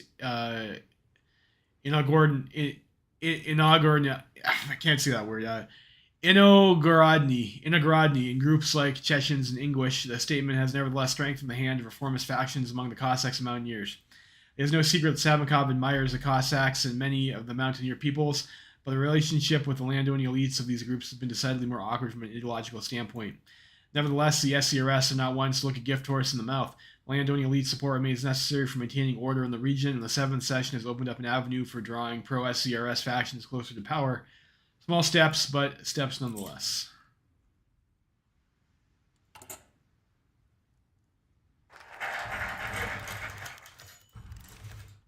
Ooh. It's Kolchak. It's, I guess Savinkov might still be erect for Kolchak.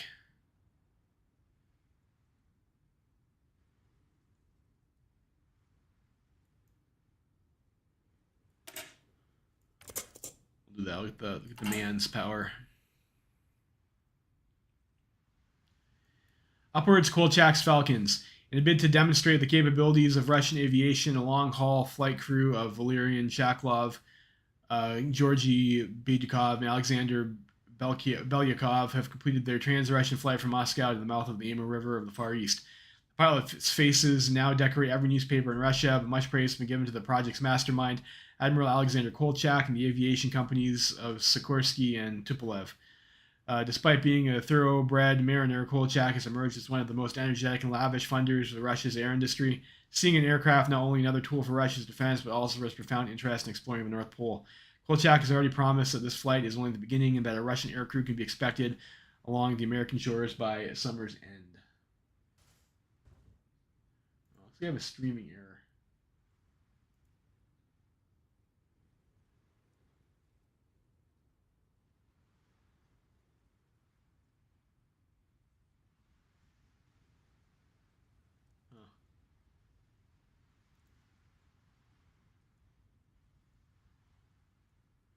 I guess I'm having some streaming problems. We'll see. Take some Navy doctrines, probably.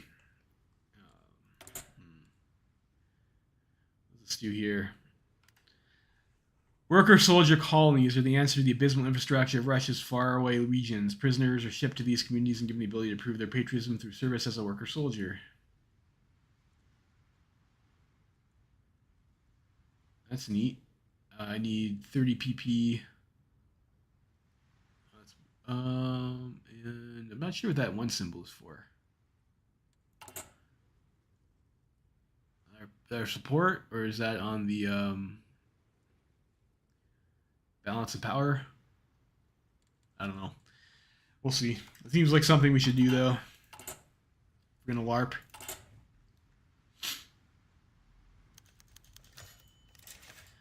Dr. Sausages. Though the Svobodniks have been called butchers before, party flags fluttering atop a meat processing plant is still a novelty. Much fanfare has surrounded the first Moscow sausage factory. Built with the experience and capital of both Russia and Germany, is a testament to what can be done when two sausage-loving nations work together. Sadly, its finances and management left much to be desired. Profits were meager since opening in 1933, as the Moscow sausages proved unable to compete in Europe and were too pricey for Russians. The factory's German owners, Halberstadter Wurzchen, promptly sold it to Russia's government in the wake of Black Monday for a pittance. The SCRS have since transformed the first Moscow sausage factory into a prototype for their economic vision. The factory has come under the management of the SCRS-led Artel, a traditional form of trade cooperative given a national populist makeover. With the government's blessing, brother workers now run the factory under the supervision of a party-approved elders. Modern dormitories and a church have been constructed near the factory's grounds to better develop a sense of community. Additionally, the plants have been retooled to produce more affordable products. Rumor has it that President Savinkov himself insisted that new, heartier sausages be developed. After all, Russia's people will be as hungry as their factories with the work that lies ahead. It remains to be seen how practical such a transformation can be across Russia, but the sausage stunt has captured public attention. The new ostensibly healthy Dr. Sausages are already a hit. Sausages for everyone. Sausage. Another coup d'etat in Siam.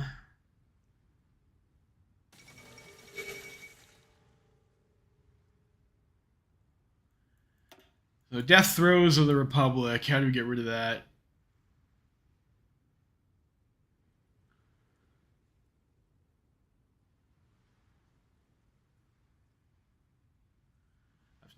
Have to do the Russian straight. All right, so I gotta come through here. Guess our PP back, which you might need. Sydney has fallen. Oh, so the Australians decided to be communist. Food exports from Romania. Romania, like most of Europe, is outside of the syndicalist nations, has been significantly hit by the economic crisis caused by Black Monday. In order to alleviate the situation, the Romanian representative in Russia has approached us to negotiate a new trade treaty. This would mean giving them preferential tariffs for their agricultural goods and oil, and vice versa for our finished industrial goods.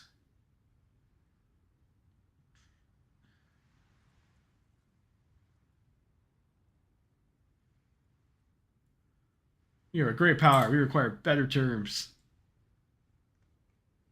I'll take the extra PP, I guess. At least we don't have negative PP. You know? There's have no coup in Bulgaria. Oh, I think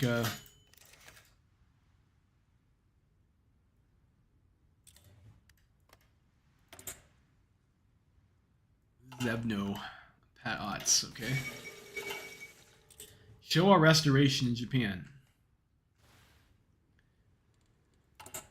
So we can do this now. Building slots, get our worker soldiers, I guess. People might be a little bit angry. Level 5. Revolutionaries take Mongolia. That's not good. We can't piss off the people for too much longer. The Artelization. Given the SCRS's veneration of the mirror, the traditional peasant village, it is to be expected that the party fawns over the equally venerable institution of the Artel, typically translated as a trade cooperative. The Artel has organized artisans, peasants, and workers for centuries. In more recent decades, Artels have become a cornerstone of urban-rural mingling in Russia, as peasants migrating to find seasonal work in cities almost invariably organize themselves into Artels based on their village of origin. Artels played a curious role of both feeding new members into far more proletarianized trade unions, but also maintaining traditional links with the countryside. However, the Civil War and the rise of the SCRS have seen Artels and unions cleave further apart. With its origins as a peasant party, the SCRS found natural allies in the Artels, who had grown disillusioned with the scorn they received from the avowedly proletarian unions. Savinkov himself has played a role in this alliance as well, as both the Artel's traditionalism and revolutionary potential have featured in his own writings. A long admirer of the nihilist Sergei Nechayev, Savinkov has adapted elements of Nechayev's social order, once disparaged by Marx and Engels as barracks communism. With the SCRS in power and land reform bringing more peasants to the cities than ever before, the time is ripe for the Artel to become a new pillar for Russia. Official patronage will make the Artels a fixture in state-run industry, with workers housed, fed, and directed in an environment of discipline and equality. The trade unions have already voiced their total opposition to this attack on organized labor, but given that the extirpation of syndicalism is one of the objectives of the expansion of the Artel system, this can only mean the plan is working. We'll have to cope and seethe, Cindy. I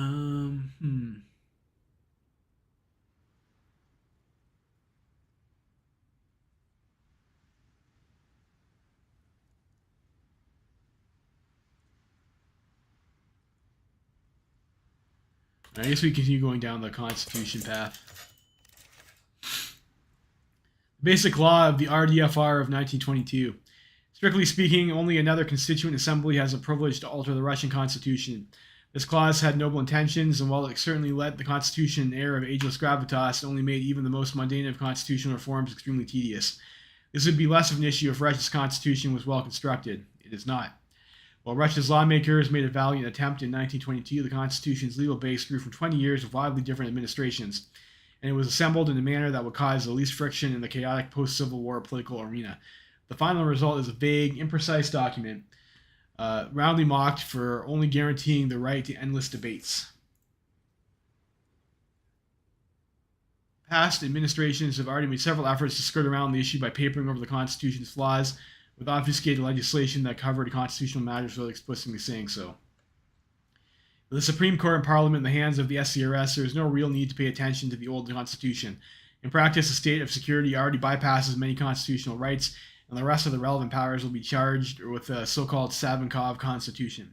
Officially, the Fifth Amendment to the Basic Laws of the Russian Democratic Federative Republic, ideally the last law to pass through the Duma, relegating the 1922 Constitution as dead paper. There's nothing they can do to stop it. Get yourself some more PP. All right, the lawyer for terrorists, probably someone Savinkov would like. Yeah, political power gain 10% and recovery rate 10. That's nice.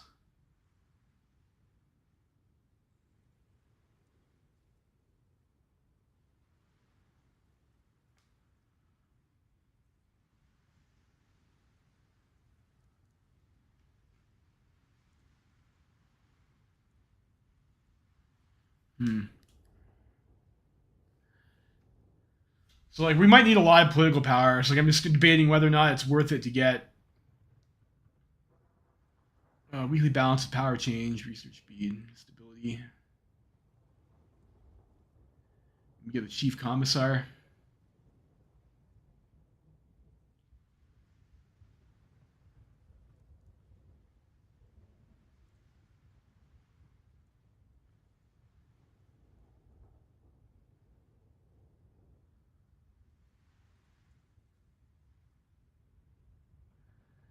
Because we'll also get 100 PP after this finishes. We might be able to up our economy again too to partial mob.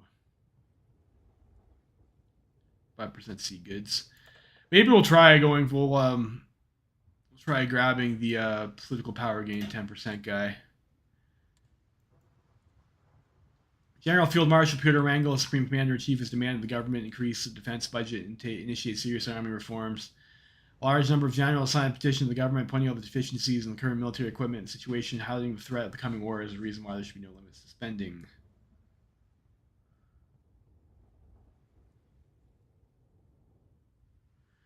I have to do one army focus by the.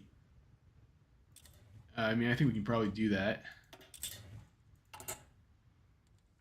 I mean, like, I would rather. I mean, I guess it's good that we didn't go take some of those army focuses now, so we can take them, or later before, so we can take them now. Last free speech.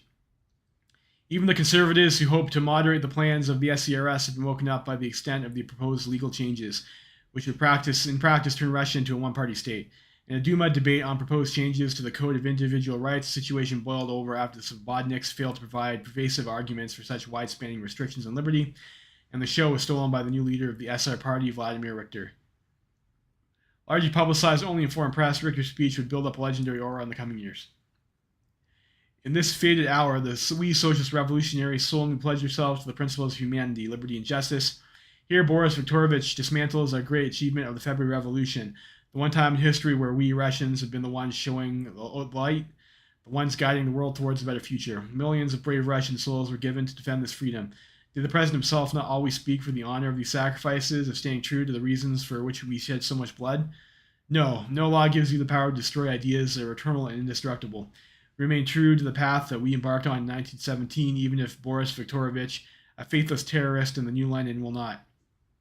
Hail Tsar Boris, oppressor of the Russian people. Gentlemen, I wish you strength in the struggle that is to come. We did not despair in 1917. We should not give in to despair now, for tyrants never last. I call applause to free Russia, eternal and indestructible. Right after the opposition staged a walkout from the Grand Kremlin Palace in protest, painfully aware that it was all they could do, demonstrations have begun assembling outside the Duma, demanding the rights of the people to be respected, but it's only stubborn rage against the inevitable. Ungern's generals. Oh, it's the Mad Lad. Mr. von Eugen-Sternberg. Following the overthrow of Baron Roman von Ungern-Sternberg's government in Mongolia, he and many of his non-Mongolian associates were forced to flee the country. Ungern and his generals Mikhail Ternovsky and Boris Rezikin were able to cross the border and escape to Irkutsk. Together with them is Nikolai Kazagrandi, who is set as an attaché to Mongolia in 1931 and serves as something of a liaison between Sternberg and us. They have written a letter to Boris Savinkov offering the services to the Russian army.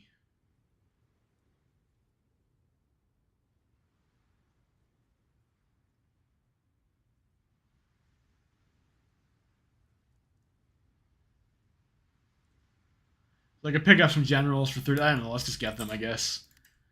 We'll have Ungern.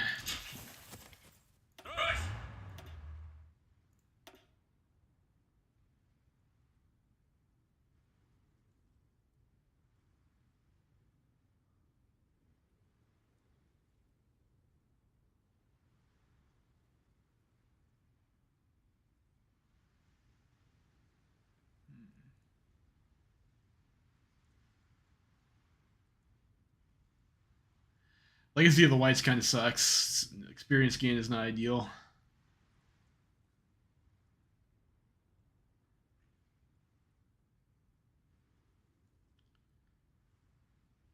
I guess pretty good, but he's like a Republican officer. That's not great. A brilliant strategist there. That's pretty neat. Markov. I should have maybe looked at the generals a bit earlier, I suppose.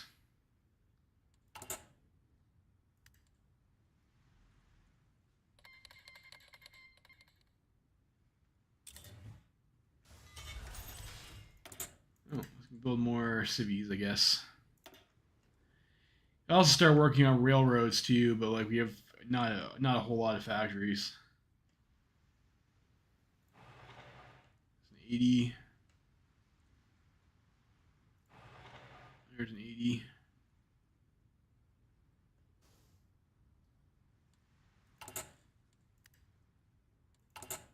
I don't need to slide my line. No. Assassination of Ibrahim Chulikov. Grim news has arrived from the Caucasus. Ibrahim Chulikov, a long-standing friend of Russia and a pillar of government in the support of Chechnya, has died after an attack by unknown assailants. Chulikov and a group of relatives stumbled into an ambush as they were returning from a hunting trip on the outskirts of the town of Stary Etagi. Struck by several rifle shots, Chulikov perished almost instantly. But Chulikov's companions returned fire. None of the ambushes were captured, and any dead were carried off the field before they could be retrieved. This is unwelcome news in Moscow, which is watched with concern as control over Chechnya and Ingushetia had weakened over the past years. Chulikov was instrumental in liberating Chechnya from the unholy alliance of the Bolsheviks and Unzin Kadzai's Caucasus imamate during the Civil War. Since then, Chulikov family has acted as vital intermediaries between the Russian government and the local Chechens, crushing dissent but rewarding loyalty generously. With Ibrahim's death, the Chulikovs have been fatally weakened. Other members of the broader Gendarganoi type clan have already emerged to carve out pockets of influence, and many make no secret about their hostility towards Russia. Policing the region will become substantially more difficult. Not great. We're dying to Germany with this one. I mean, it's possible. So I'm pretty washed. I haven't played this game in a very long time. Support for the Polish National Committee. The Russia-Polish relationship is a stormy one, but there is one thing they can both agree on. Germany is their natural enemy. This principle has guided Roman Dmowski's cooperation with the Russians for almost half a decade now. Originally, this well-known Polish statesman headed the Polish National Committee for the Entente, but after the French and British revolutions, fate brought him to Moscow, the only Entente government still standing and continuing to fight against German oppressors. An alliance was made. The Russians would support his underground fight against German monarchy in Poland. In exchange, his Poland would be an ally to Russia. His name and party, the National Democrats, commands enormous respect among the Polish right, one we can utilize to destabilize King August's monarchy for our own gain. Yeah, of course, why wouldn't we fund our Polish friends? So we had land reform.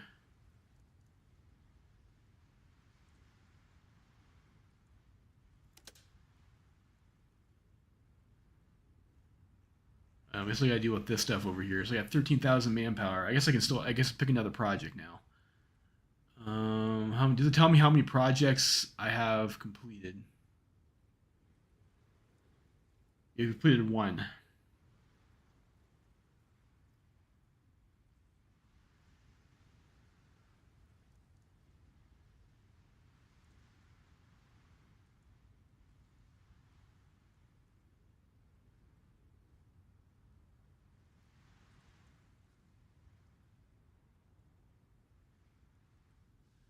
Maybe I should go for one of these cheap ones.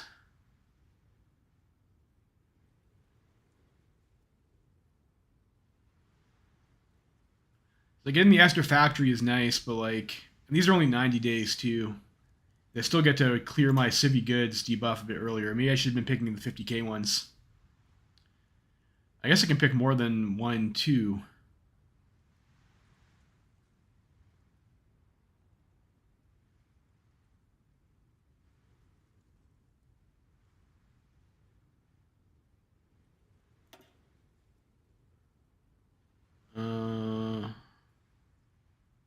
I can piss off the military, and that would give me At 30, I get like another 100K.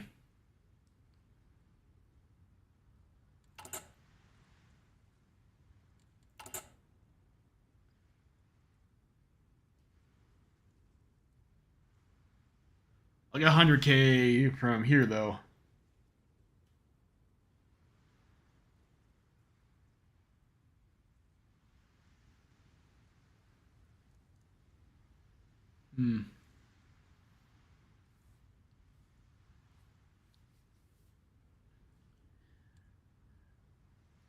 I guess do that whenever.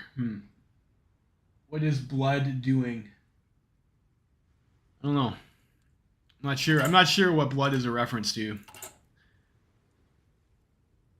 The ball UBD?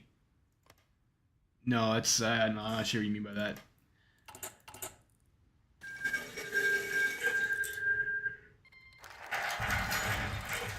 All right, so we got 100 PP. Savinkov Constitution. Despite its moniker, the Savinkov Constitution, officially the Fifth Amendment to the Basic Laws of the RDFR, is a massive package of legislation intended in tandem with the state of security to create a new quasi-constitutional state for Russia. Many of the written articles have been hollowed out, leaving the document sufficiently vague that actual ruling it is left to the arbitrary interpretation of officials and judges. The executive branch has been greatly strengthened, especially in wartime, a move that surprisingly received the support of the military. Still wary of the unrest in 1917 and 1928. Almost all the protections of federalism have been removed, and likewise property regulations have made it possible for the state to simply nationalize any property connected to anti-state activity. However, most of the media's attention has been given to amendments characterized by President Savinkov as the foundation stones for national renewal. The doctrine of national neurotism has been enshrined as the guiding force underpinning Russian governance, second only to God. The Obshchina, Russia's traditional common land village, has been declared the building block for the Russian society, be it for peasants, workers, or parishes. The new Code of Individual Rights has replaced universal citizen rights with the concept of collective freedom for all Russian people, where freedom of the individual is inherently linked to the freedom of the nation as a whole, and freedom that contradicts with the freedom of the nation is thus punishable. The news of the ratification was met with thunderous approval from the SCRS delegates in the Duma, and their celebrations were soon joined by the public parades organized by party cadres across Russia. Reactions among the opposition are decidedly more grim, and even Savinkov's allies in the SOR can only look on and ponder how far the president's ambitions truly go. So we got our stack of PP for that. Which maybe we want to hold for another one of these things. It looks like our economy is starting to get a little bit back on track, though. We'll be able to clear the Black Monday debuff. I need 3 of these, and I've got 2 going on right now.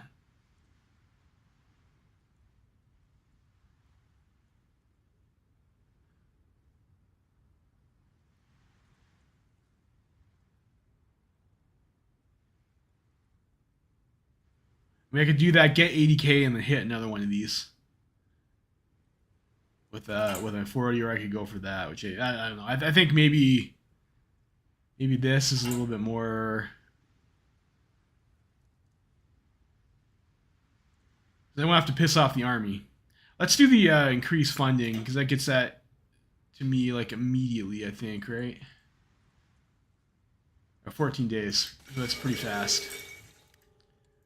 And then we'll do... So I'll be able to do this and then still get a military focus in 1 year, I think. So we'll do...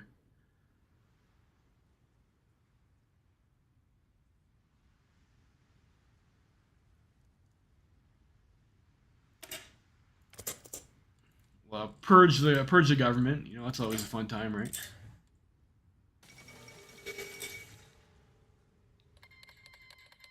Should probably maybe doing a better job at farming XP as well, too.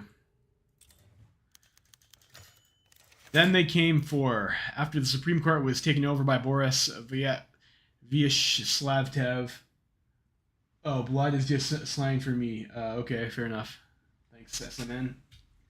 Another more legally competent judge is appointed by President Savinkov. The way was paved from the beginning of mass trials against the enemies of the people. The former president during the Tambov uprising, Vadim Rudnev, to be shot for a grave abuse of authority, weak supervision of subordinates, grave slowness, negligence, and noncompliance with the established procedures for the performance in public position. Former President Vasily Makalov to be imprisoned for a grave abuse of authority. Former chairman of the Constituent Assembly Pavel Mikulov to be shot for treason and multiple crimes against public law. Vladimir Richter, chairman of the SR, is in prison for various crimes against the government. The list went on and on. The chairman of the RDP, Vladimir Levitsky, was imprisoned. And another notable party member, Alexei Rykov, was shot, like many other former Bolsheviks who had feigned loyalty to the nation.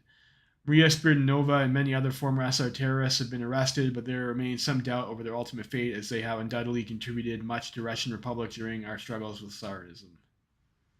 The enemies of the people shall rule no more. Maybe I should send volunteers to some of these people. Like, I think Bulgaria can join the Moscow Code, right? Like, do I want to try and help Bulgaria?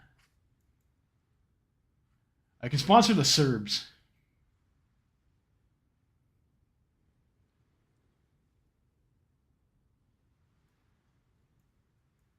That's going to kind of derail me from my Russian state path, though. Maybe I should get my own house in order first. +5 stability. Yeah. Stability's hard to get in Kaiserreich, isn't it? Land reform in Turkestan. Turkestan, which in Russia refers to the entire of Central Asia, has been a destination for Russia's excess peasants since the Stolpian reforms. And while migration slowed somewhat over the past decades, it has increased drastically as SCRS's own land reform has gotten underway. Since much of the arable land in Turkestan had already been settled by 1910, many of the current settlers are instead decamping around the Kyrgyz steppe. This has drawn the ire of the locals, particularly the Kyrgyz Kazakh nomads who are accusing the settlers of disrupting their traditional migration routes. Even the Cossacks, typically the policing arm of the Russian state in the region, have voiced their complaints about settlers stealing unused land that the Cossacks keep for their herds. Nor has Turkestan escaped controversy. Though facing fewer settlers, Turkestani villages have been singled out by the government for a similar consolidation and modernization campaign as their Russian counterparts. The transition from the regional quasi-feudal Kishlak to the more modern Shirkat has proven controversial for many of the same reasons it was in Russia. The peasants dislike consolidating fields and resent the supervision of the outsiders. However, the situation is far more volatile in Turkestan, where the locals are claiming with some justification that the councils of land division are overwhelmingly Russian and biased accordingly. Central Asian officials and peasants alike have banded together to demand the local tribunals that be established to represent the interests of the indigenous population. There is little doubt these tribunals will hamper the reform campaign, and so several party officials are quietly suggesting that the army and Cossacks be mobilized to nip this problem in the bud.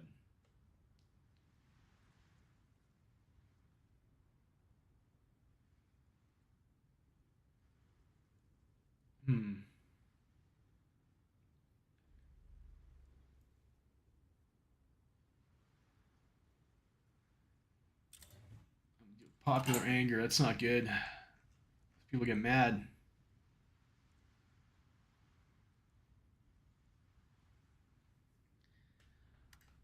Be careful on that.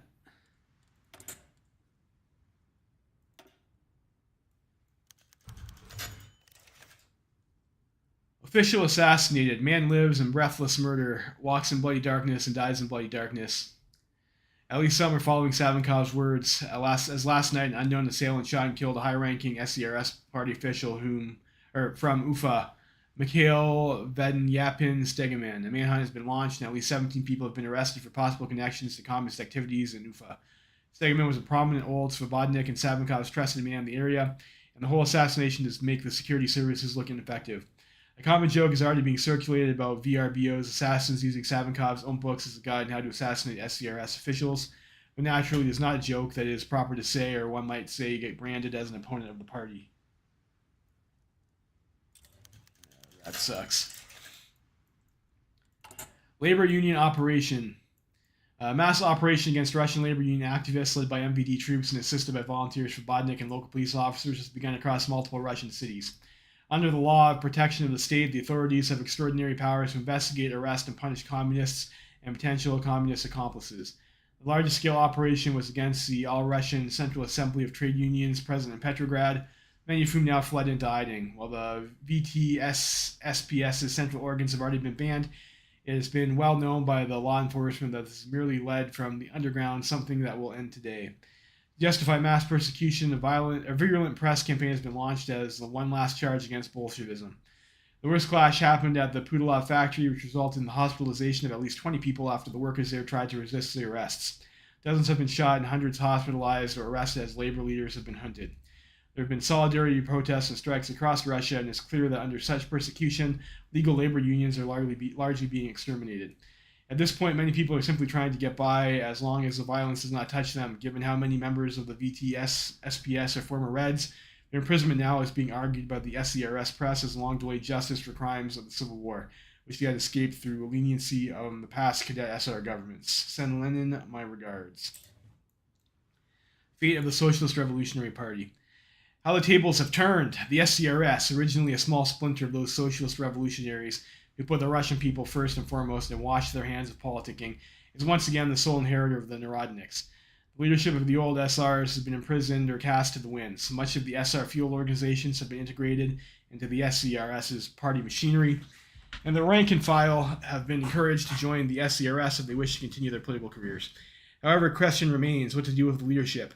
Savinkov and many of his inner circle are personally sympathetic to the old SRs, whom they consider to be wayward comrades. It has been suggested that Maria Spiridonova and a number of other veterans of the SR struggles will be exiled from Russia instead of being imprisoned like common people's traitors. Perhaps milder treatment would also encourage more left SRs to join in the ranks.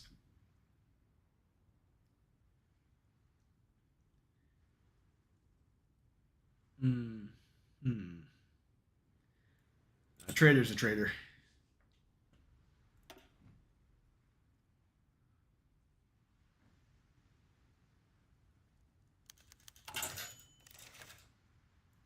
The extermination of the radical Democratic Party. With a friendly Supreme Court, a presidential decree to ban the RPD has finally succeeded. Based on the law of protection of the state, arrest warrants have been issued for most of the RDP's leadership, suspected of communistic activities. The spark for the crackdown was a major protest organized by the RDP, who mobilized many against Savinkov's recent political arrests. Marching along to Tverskaya Street, the demonstration ultimately reached a military cordon station near the Red Square. After several attempts by the presiding junior officer to disperse the crowd, a group of protesters ignored his warnings and marched forward to try and break through the line of soldiers. A scuffle ensued, followed by a gunshot of uncertain origin. The inexperienced officer failed to control his troops, who soon began firing into the crowd under the impression they were under attack. The RDP's chief organizer, Danil Sulmanov, rushed forward to try and stop the shooting, but was lightly wounded and dragged away from the scene by his comrades. The soldiers' fire killed 32 people, with more than 200 injured. Soon thereafter, the organizers were arrested and the RDP's party offices were raided all across the country. Seized membership lists were used to track down members and force them to confess either communist anti-state activities or spying. Most of the leadership were given harsh sentences and the rest have either gone underground or fled the country. One of the SCRS's goals, a total ban on the Radical Democratic Party as a mere Trojan horse for communism, has finally been realized. Finishing the Civil War / by /. The Voz questioned. The SCRS is a patchwork party, one that has integrated various far-right groups and has always been more united behind ideas than concrete policies. It's worrisome that Savinkov's popularity has plummeted so much that there is dissent even in the party. Particularly noteworthy was Yuri Kuleshnikov's, who leads the Kazan chapter of the SCRS, addressed to the VOD signed by multiple southern chapters. They expressed worry over Moscow's policies in Cossack and Muslim regions, and they fear that these policies are merely increasing popular unrest and crystallizing opposition against the party. Even this kind of careful criticism is not taken well within the Kremlin, but a significant amount of party chapters express their worry there needs to be some action.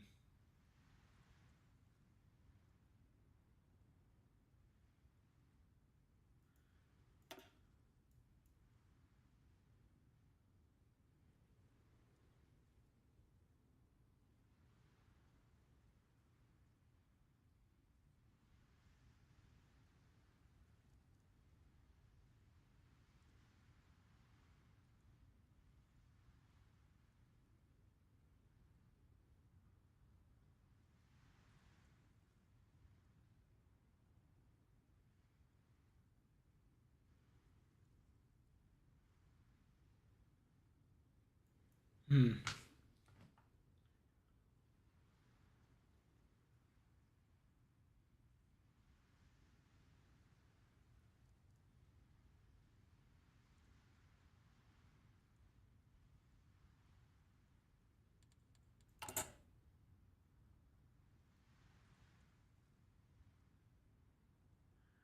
People are mad.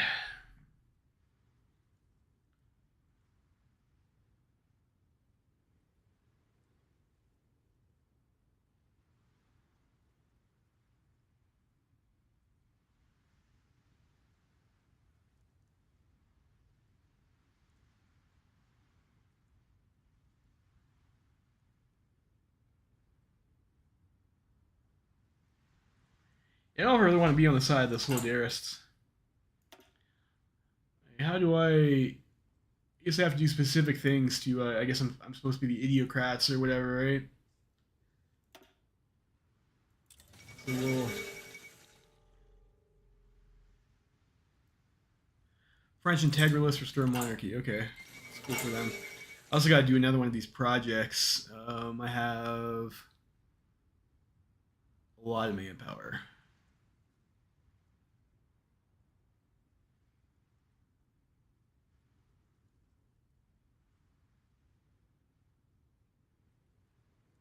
$150. We're gonna get fast.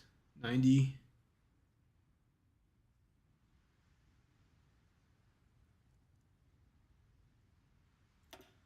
We'll do that. And I can do another one too. Even how many factory? I've done 1, 2, 3, 4.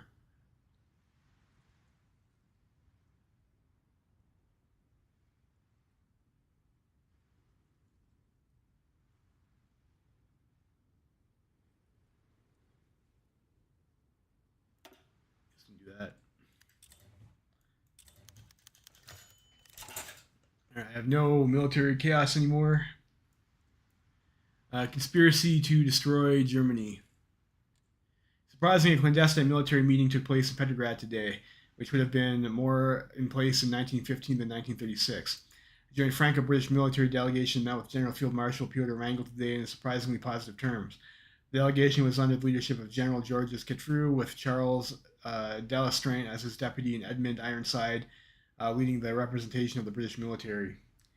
One can almost forget about the illogical disagreements of their respective governments as they laid out a strategic plan for the destruction of Germany in a calm, professional manner. Both sides withheld information, no doubt thinking about the possible future conflict if they managed to destroy Germany, but were open enough to agree on sharing relevant military intel and some other matters that would make cooperation easier. After all, both of them shared a simple, greater goal: the destruction of the German Empire and avenging the peace of 1919. And for these military men, it was a greater cause than any ideology. All right, so we've done our necessary revenge.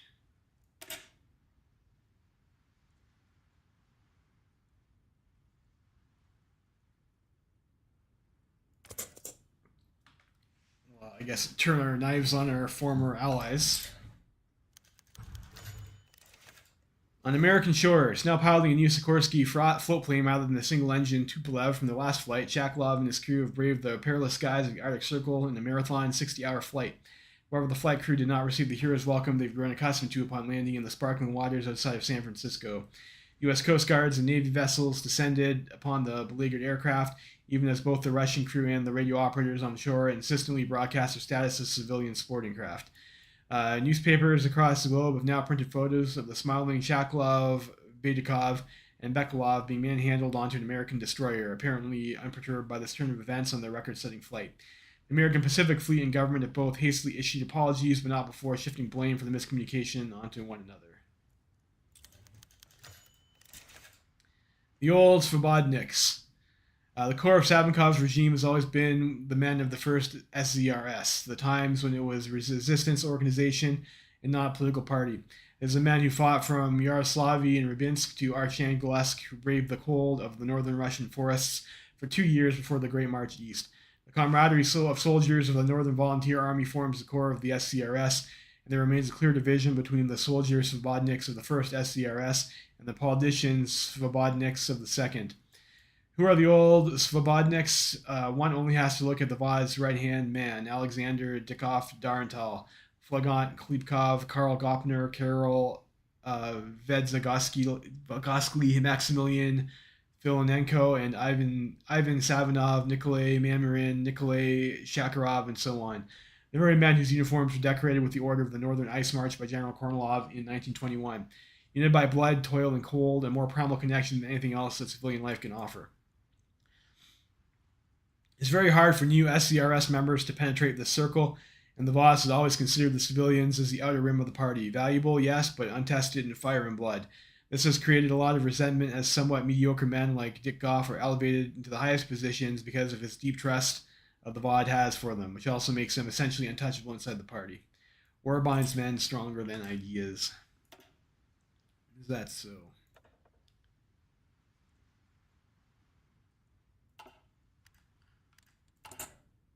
Have like a breakthrough or something yet? Not quite. I guess probably get a pop-up for that when I...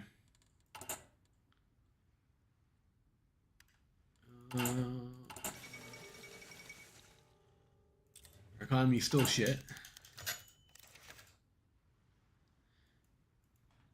The Green International are divided. The dual woes of the economic crisis and heightening tensions in the Balkans have thrown the Green International into turmoil. The Green International was founded in 1922 as a Middle Europa-aligned peasants' movement based on a vision of a peaceful peasant democracy.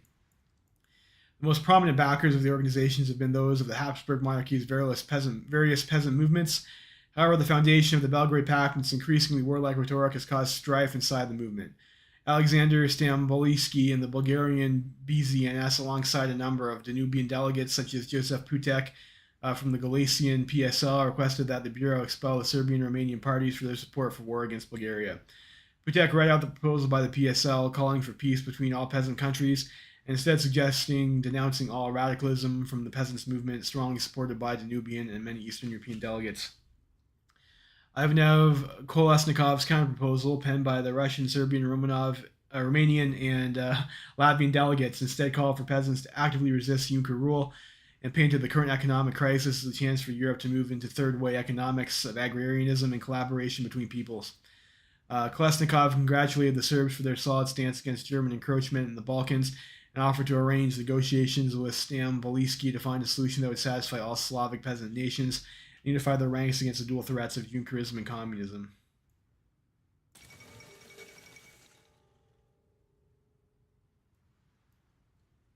Creation of the Peasant International.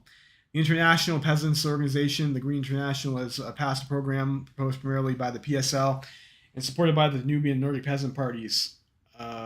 This program is officially denouncing Serbian aggression as hostile to the peasant cause and requires any member parties to explicitly refrain from warlike rhetoric. The Serbs, Romanians, and Russians and Latvians left the organization before they could be expelled.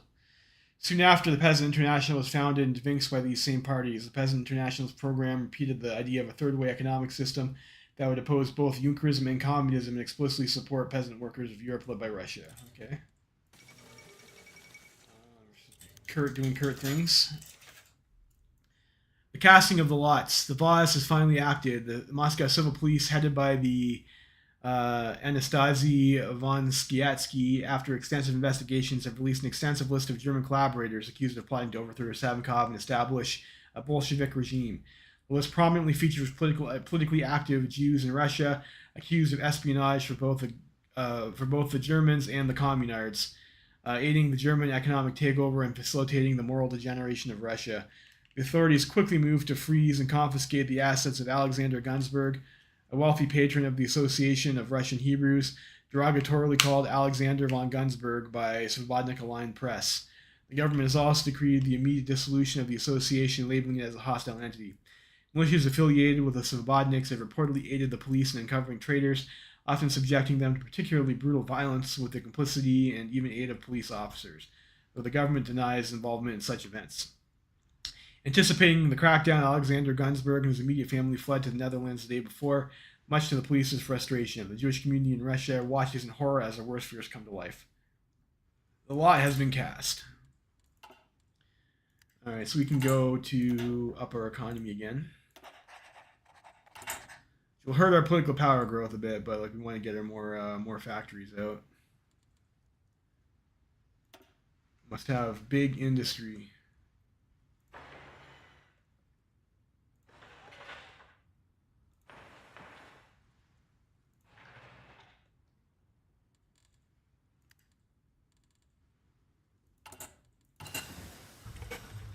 Let's get first concentrated industry. Spanish Civil War, Anti wins elections. Let's go right into our next industry.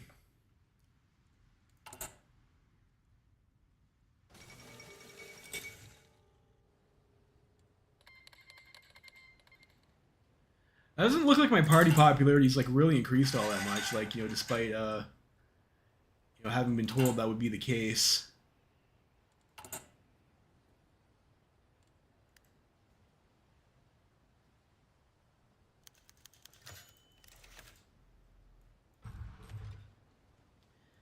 The Christian labor movements. Vodniks have never been particularly popular among industrial workers, and their policies have been the most heavy-handed. With the abolition of unions, mandatory labor artels became a system of state control over labor, tying the workers' livelihoods to their political loyalty. With socialists away from the political scene, in some areas new labor unions have been formed, but they are Christian, solidarist labor unions working under the banner of the NSS, the National Union of Solidarists. This has been much to the annoyance of the bureaucrats of the VES and the industrial managers. While these unions do preach for class collaborationism, they have nonetheless pointed out corruption and abuse within the system and accused incompetent managers of sabotaging the Russian national economy. In courts, these cases are confusing, and the workers, backed by NSS lawyers, have made gains. While they do seem to be a fitting tool to build loyalty among the workers, the pseudo-communist agitation from the NSS has drawn much ire. Many have demanded these actions be stopped from sabotaging the economy.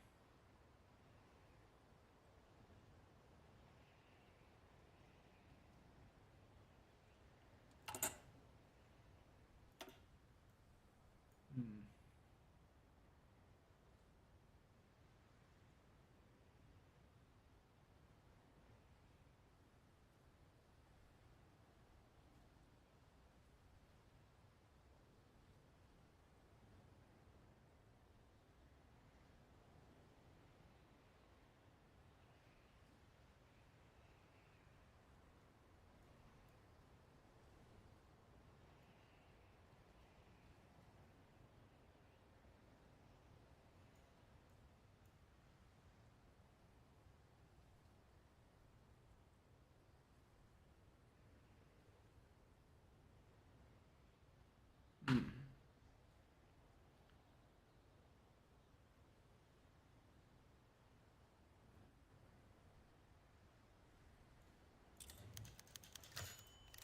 Central planning does not work if the workers make demands. The autonomy and in many cases outright lawlessness of the North Caucasus has made the region fertile ground for militias. The intensifying guerrilla conflict in the Caucasus Mountains led to explosive growth among self-defense groups loyal to the Zabodniks. And many of these forces are the personal retinues of local feudal lords or mullahs, particularly from privileged groups like the Kumyks, Karabdins, Cherkis, and Avars. These Muslim units have begun to cooperate closely with their Christian counterparts among the Ossetians and Cossacks and have gradually become to be known under the umbrella of wild battalions. There's little doubt that this is a deliberate reference to the famous Caucasus Wild Division of the German War. That said, many speculate the name is equally intended to appeal to Savinkov's ego. During his time as war minister under the provisional government, Savinkov had been tasked with transforming the Wild Division into a full-fledged army, a project that was ultimately derailed by the Civil War. Now, many Wild Battalion commanders are pleading with the federal government to do what the 1917 project failed to achieve. Organizing and expanding Wild Battalions has widespread support, especially as violence in the region has spilled out of the mountains and into the vulnerable lowlands and cities. However, many Army officers are loath to trust militias of dubious quality and argue that they would serve best as auxiliaries under the strict oversight of regular forces. On the other hand, Wild Battalion leaders have insisted on keeping their independence, arguing that excessive Army meddling would stifle the mobility and initiative that has made them so effective. And by using local forces, there would be less need to send Russian conscripts to the Union.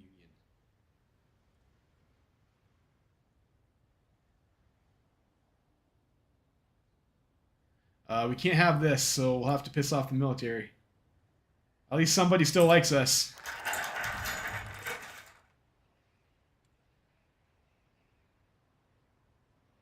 Did I fuck up?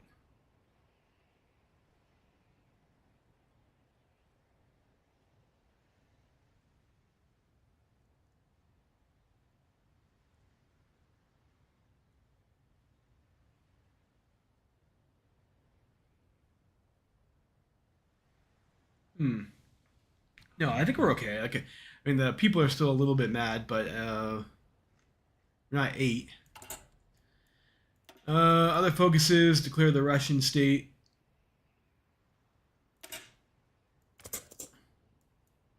The end of the compromise. Treason, or so shouts the front page of every newspaper in Russia. A slew of high-ranking members of the Assembly for Russian Unification, better known simply as the SOR, have been implicated in the German-backed conspiracy to stymie Russia's independence. The allegations, provided by a variety of unnamed but untrustworthy sources, detail connections dating back, in some cases, to nearly a decade, and include um, everything from the preferential business contracts with German firms to outright informing on SCRS party members during early periods of persecution. Vasily Shuglin, the SYR's leader, has vociferously denied the claims made against his compatriots, but his words have been a drop in the ocean compared to the flood of condemnation that has struck his party. The fact that many of the headlines have been accompanied by photographs and documents detailing the alleged conspiracy has confirmed the story's veracity for much of the Russian public. President Savinkov has largely refrained from commenting on the developing story, but has urged members of the SOR to join the SCRS instead, as it has become clear that the SOR's leadership does not have Russia's best interests at heart. With mass defections of SOR delegates in the Duma, it seems the party's days are numbered. It was inevitable. Good night, my stability.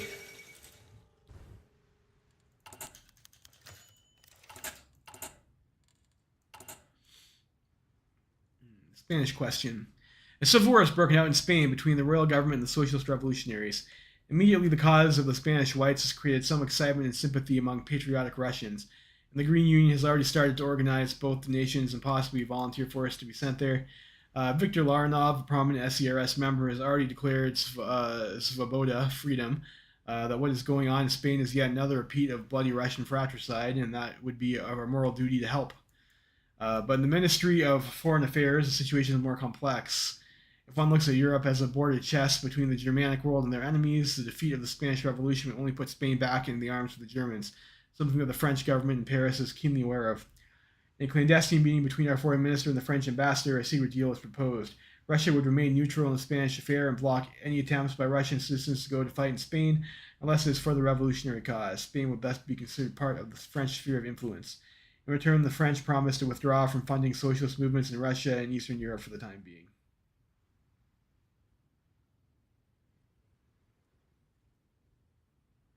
I guess we're doing the We Hate Germany, I suppose, so we'll take the 50 pp.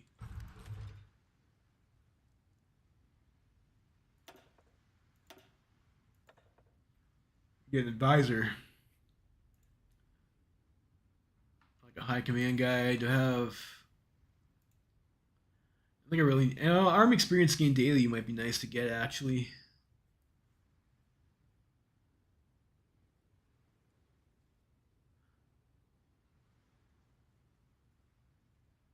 It's all air stuff, though.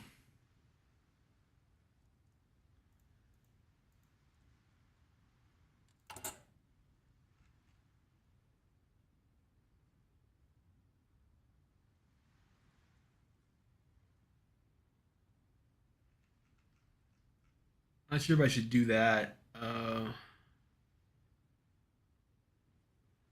be another 50K. It's not really enough to actually do any of these missions.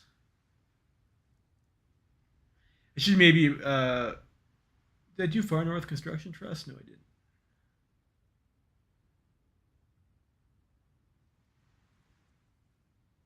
I should have maybe done this first.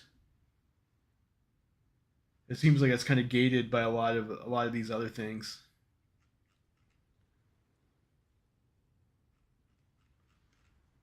Could reduce popular anger.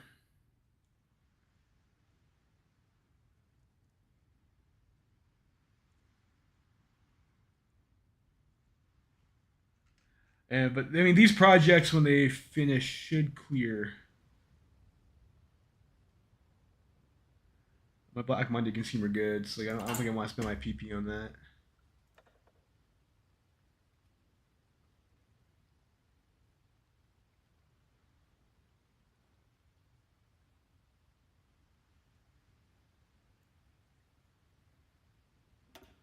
If more PP gain and some stability. National Union of Solidarists. The National Union of Solidarists is not a political party, but a socio-ideological movement built around Georgy Konstantinovich Gins, Mikhail Alexandrovich Georgievsky, and Viktor Mikhailovich Bialydikov. Founded in the 1920s, they sought to lobby for Solidarist third-way economic policies. It came to support the SCRS for its land reform efforts and opposition to capitalism. The SS has always had the reputation of being bleeding heart idealists to the battle-hardened Svobodniks. Still, the organization has remained legal due to its close cooperation with the regime, and many of its members are also members of the SCRS. Jokingly, it has been called the Social Democrats of the SCRS, a title its members vehemently oppose due to its connection with socialism. Many solidarists have been useful to the regime, especially in our field of labor relations, organizing ourselves and creating the pro-SCRS movement.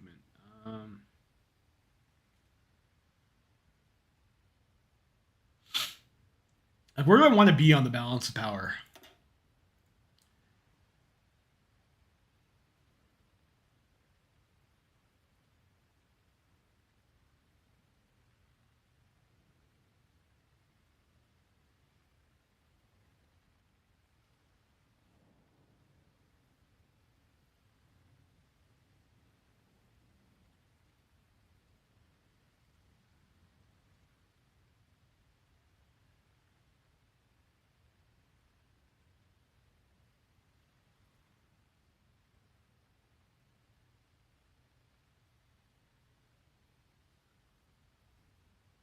Maybe it's better to stay in the middle. I mean, I don't know if I really want like negative recruitable population factor. Factory output's pretty nice though, and the efficiency growth seems probably a bit better than the construction speed once I start getting factories built. I don't know. I'll take the stability for now, I guess. Maybe we'll just stay non-committed in the middle.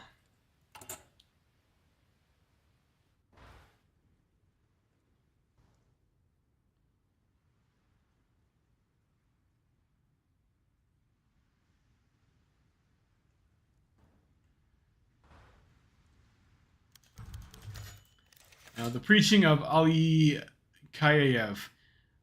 Controversy has captured headlines in the Dagestani city of Petrovsk. Ali Kayayev, a noted Islamic jurist and Sharia scholar, has broken his long-standing silence on political issues. In a sermon before his assembled students, Ali Kayayev decried the creeping autocracy of Savinkov's regime, demanding that Russians of all nations and creeds rise up to defend the freedoms of the February Revolution. The region already abuzz over the manifesto of resistance to anti-Savinkov's pamphlet. Ali Kayayev's inflammatory words have further stoked tensions. A lack from the ancient city of Gazikemuk, Ali Kayev spent most of his 58 years committed to the cause of democracy and education. Ali Kayev cooperated with various ephemeral Caucasian governments during the Civil War, most controversially helping Bolshevik-aligned forces by condemning the pro-white Nazmuddin Gotsinsky's claim to the title of Dagestani Imam. The end of the Civil War saw Ali Kayev reconcile neither with the white-aligned Dagestanis under General Nukbek Turovsky, nor with Gaidar Bamatov's exiled Medzilis in Georgia. He instead returned to his original passions of education reform and ethnography, and the Russian government was largely content to leave him alone. Ali Kayev's change of heart has outraged the local secular and religious authorities, who see Kayev's latest sermon as a betrayal of the clemency they granted him. Some demand his immediate arrest, while others urge caution. Students from many of Dagestan's Islamic schools, madrasas, have walked out of classes with the blessing of their teachers to demonstrate in support of Ali Kayev. A soft touch here may embolden similar disobedience, but a harsh response can just as easily cause tensions to boil over.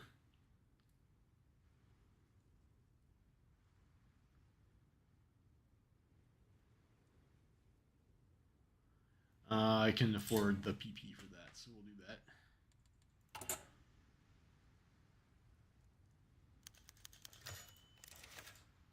All Russian Combat Organization. Russia's Red Underground has, against all odds, weathered 2 decades of repression with an ever-tightening police state where remains of the resistance has become increasingly desperate. The chief of the Ukraina's Moscow district, Colonel Boris Pashkovsky, died today as a bomb went off near his car in Tula. This is believed to be a response to his arranged mass arrest and execution of former Tula coal workers union organizers as suspected communists. Responsibility for the attack was claimed by the self-declared All-Russian Combat Organization, VRBO, which has been broadcasting illegal radio messages through transmitters in Belarus and Ukraine. This organization seems to be mostly led by people affiliated with the left, socialists, revolutionaries, or other communists. But there's no proof that they have also been attracting more and more moderate allies, united simply by their shared hatred of the Voshod. SR agent Yakov Lumikin seems to be the brain of the organization, and major manhunts have been launched to find him, even if it means authorizing operations on foreign soil.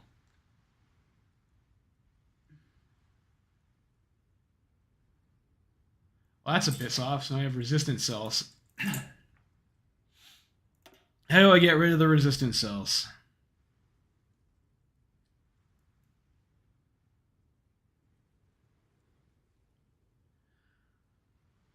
Probably this.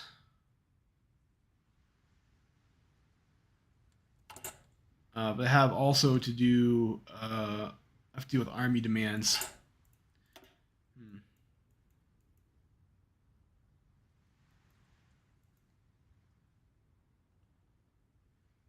Get 2 mils for that.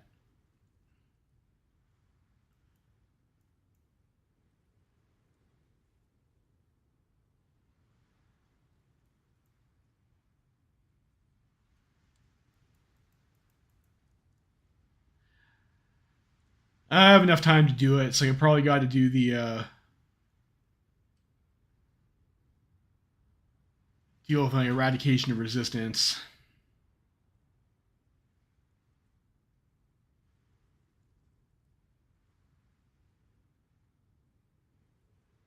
Yeah. All right, death of the patriarch. Thousands gathered to follow Patriarch Antony's funeral service in Moscow. Had he been popular among the faithful, uncompromising in faith and wise beyond his years, he was a man who had always prayed for the health of the Romanovs to this day. These stances have made him many enemies over the years, and it must be said that his death was welcomed with relief in the Kremlin, as the late patriarch had been a fervent opponent of Savinkov. The local council of the church has gathered in Moscow to elect followers to the patriarchal throne. While officially it's purely a matter for the faithful to choose the new patriarch of the All Rus, the SCRS has been lobbying to support the faction of the Metropolitan Sergei Stregorsky of Nizhny Novgorod. Sergei and his supporters have been amicable to Savinkov's policies and willing to drop the overt monarchism that was so dear to the late patriarch.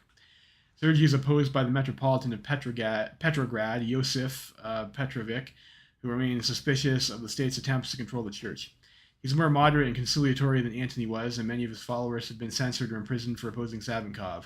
Predictably, the council caved in to pressure from the authorities and elected Metropolitan Sergei as new patriarch of all Rus. In his first sermon, Sergei declared the importance of cooperation between the church and the authorities, and that overt political monarchism is not fitting for a priest. We pray for the Vozd's health. So that's a good event for us, I guess.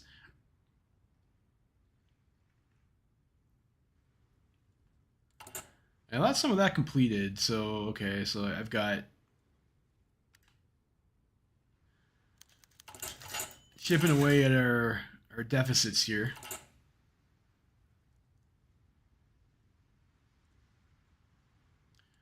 Why do I have a deficit of infantry equipment?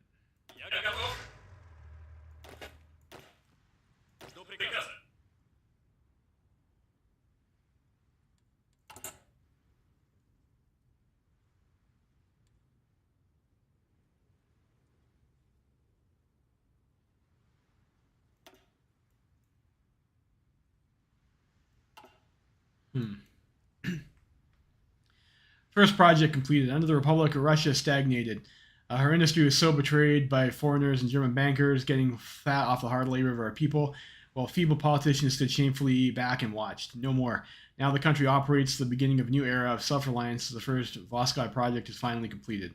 There were many hardships along the way, but as the project came to a close yesterday, it seemed to have all been worth it. Later that day, President Savinkov himself gave a speech thanking the Voshod laborers and stating that this was just the first of many triumphs. Hurrah! You get some PP.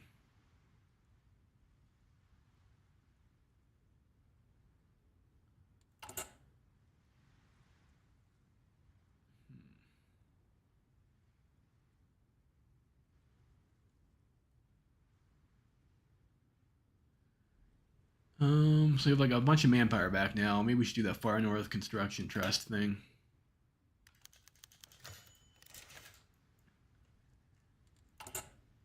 Memoirs of a Terrorist, Part 1. Boris Viktorovich was born in Kharkov in 1879 in a middle-class family and spent much of his youth in Warsaw and then in St. Petersburg. His father, a judge, was dismissed for his liberal views. His brother, Alexander, a social democrat, was sent to Siberia and committed suicide. The other brother, Victor, would follow Boris's footsteps. He was arrested for the first time when he was 18 for taking part in the student riots and socialist organizations. After short stints in Germany and Switzerland, he was eventually sent to exile in Vologda. This brought the young man to the Socialist Revolutionary Combat Organization in 1903. He later recalled his short years in the combat organization as a formative period of his life. His cell took part in multiple high-profile assassinations, such as Minister von Plehve and Grand Prince Sergei Alexandrovich. It was during this time that he met Alexander Ditkov, a fellow terrorist who would become his lifelong confidant. During this time, Savinkov immersed himself in the philosophy of terror, murder, and Nietzsche, formulating this idea of the Knights of Terror as the source of societal change, drawing from the terrorist neurotic traditions of Narodnaya Volya. There was a snake in paradise. In 1908, the leader of the combat organization, Evno Azef, Boris's mentor, was revealed to be an agent and provocateur in service of Ukraine. In his own words, this broke Savinkov's spirit. What little belief in socialism and erotism he may have had was shattered, and the cynicism won in the end. As he described himself, he became the underground man from Dostoevsky's novel, an anti-hero in a permanent state of ideological crisis and mental anguish, a terrorist without a cause. Terrorist of a bygone era.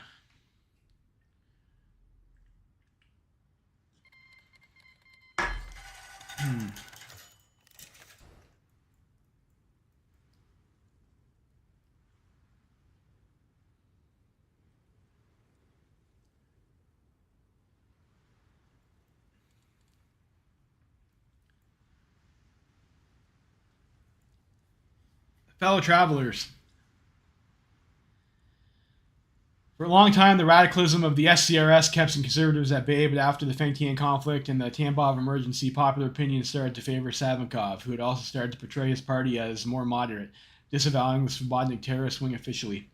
It became clear that the Russian moderate parties had failed. Many jumped to the successful SVRS bandwagon, forming the so-called moderates within Savinkov's ranks. The word moderate does not necessarily describe these people accurately. These people generally do not support political violence, an absolute dictatorship, or any of the other excesses of the SCRS. When push comes to shove, they're willing to support the Voshod. After all, is he not moving Russia in the right direction? If we cannot have a czar, we can at least have a strong, unifying leader. Liberal democracy failed. The national Narodnik movement may have its radicals, but ultimately they seek to create a greater free Russia for all Russians, don't they? What are a few thousand political prisoners when the destiny of Russia is at stake? It's a good question. It's a good point. The major names that have risen up as part of this moderate faction are justices like Boris Vysheslav Sev and Maximilian Filinenko, cultural influencers such as Dmitry Myriskovsky and Alisa Berkova, and turncoats from moderate parties like ex-cadet Nikolai Vakar. Nowadays, they form a compliant majority within the SCRS movement, seemingly with a constantly growing acceptance for the current system. And many will join them. A hitch in the reforms.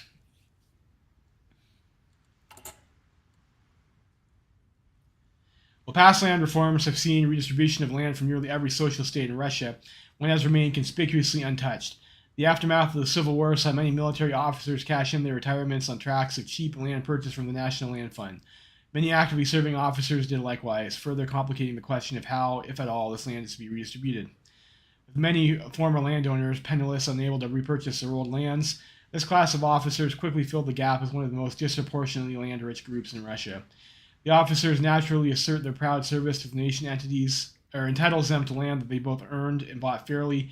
Beyond simply holding vast tracts of land, it has become increasingly clear that the present situation is also caustic to army morale, as many enlisted peasants have been dealt at the ignominy of being commanded by their landlords. President Savinkov has refrained from commenting directly so as not to look or offend the military's delicate honor, but his writings extolling the Cossack model of peasant farmer soldiers have often been cited by proponents of the reform. Distributing the officers' land may win back flagging public opinion, but earning new enemies in the military is no cheap trade either.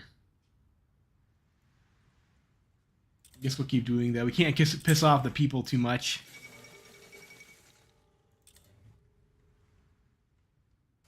We'll get a coup.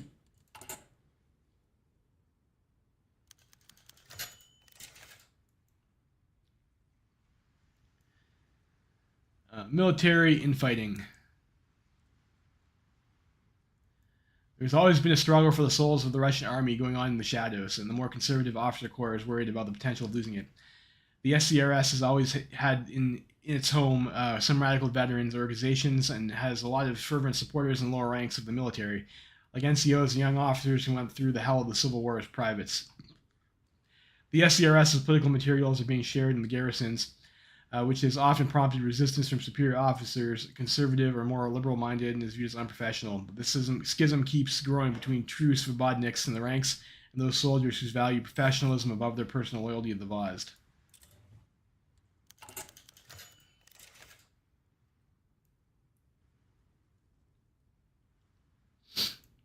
Flames spread to Dagestan.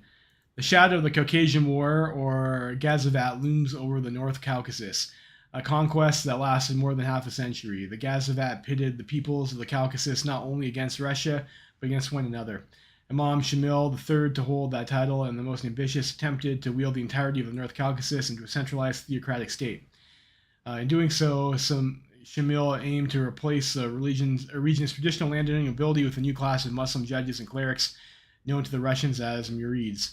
Shamil's insurgency grew into a serious threat, but also earned no shortage of local enemies who resented Shamil's attempts to stamp out the local customs under his interpretation of Sharia law. The Russians found many allies among the anti-Shamil camp, planting seeds of division that remain barely relevant up to the present. Chechnya and Ingushetia have been wrested for decades, plagued by Abrek banditry and the porous border with Georgia.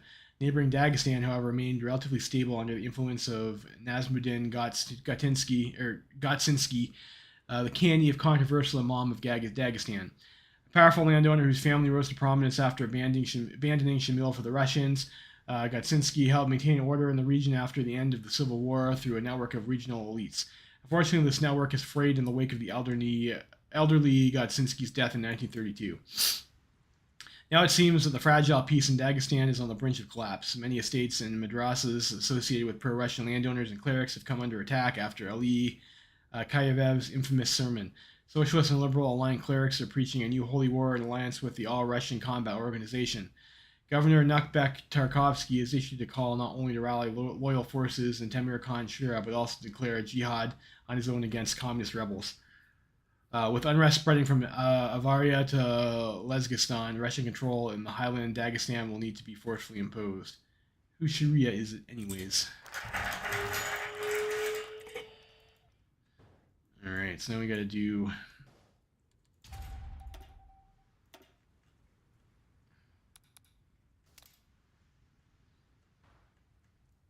There's spy there. The Russian state. Russia stands on the cusp of a profound transformation. In the time since Chernov's unfortunate passing and the collapse of the opposition, great strides have been made under the President Savinkov's leadership. The Constitution now reflects the people's will. Orthodoxy and Russia's many faiths have been enshrined in law. The military answers to a new leader. Russia's workers and peasants have been saved from predatory ideal of syndicalism and trade unions, and every new reform of the SCRS has implanted itself deeper as Russia's natural ruling party. The opposition has slunk further into obscurity, capable only of delaying the nation's rebirth as a great power. The time has come to formalize this changing of the guard. From the air, Moscow now seems to shimmer like a mirage, so great is the number of flying flags. Russian tricolors flutter beside green banners in the stark black of the sword and thorns. A national holiday has been declared, so the streets are filled with the appropriate number of revelers. On the red square, the tumult of thousands dies down as Boris Savinkov emerges take his place atop a monolithic podium. Savinkov, peaked cap in the crook of his arm, wastes no time in reiterating the SZRS's litany of victories. As Russia's new flag is unfurled behind him, Savinkov declares the end of the feeble Russian Republic, and the new Russian state will succeed where the old democracy has failed. The assembled ranks of Svobodniks roar with their approval, followed by a moment later by the crowd. One word echoes across the Red Square, across Moscow, across all of Russia. Vozd. Da Zdravstvuyet Radina. Okay. Probably butchered that. So now we have to deal with these terrorists. But I still have to hit that military focus because I don't want to piss off the military more than I have to.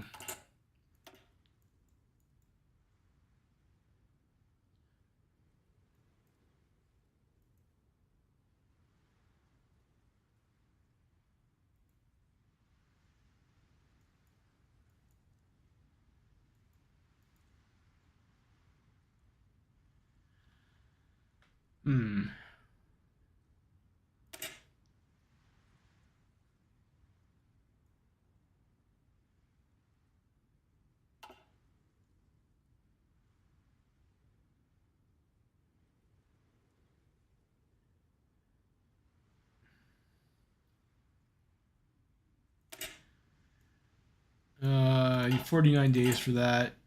I have 232 days here.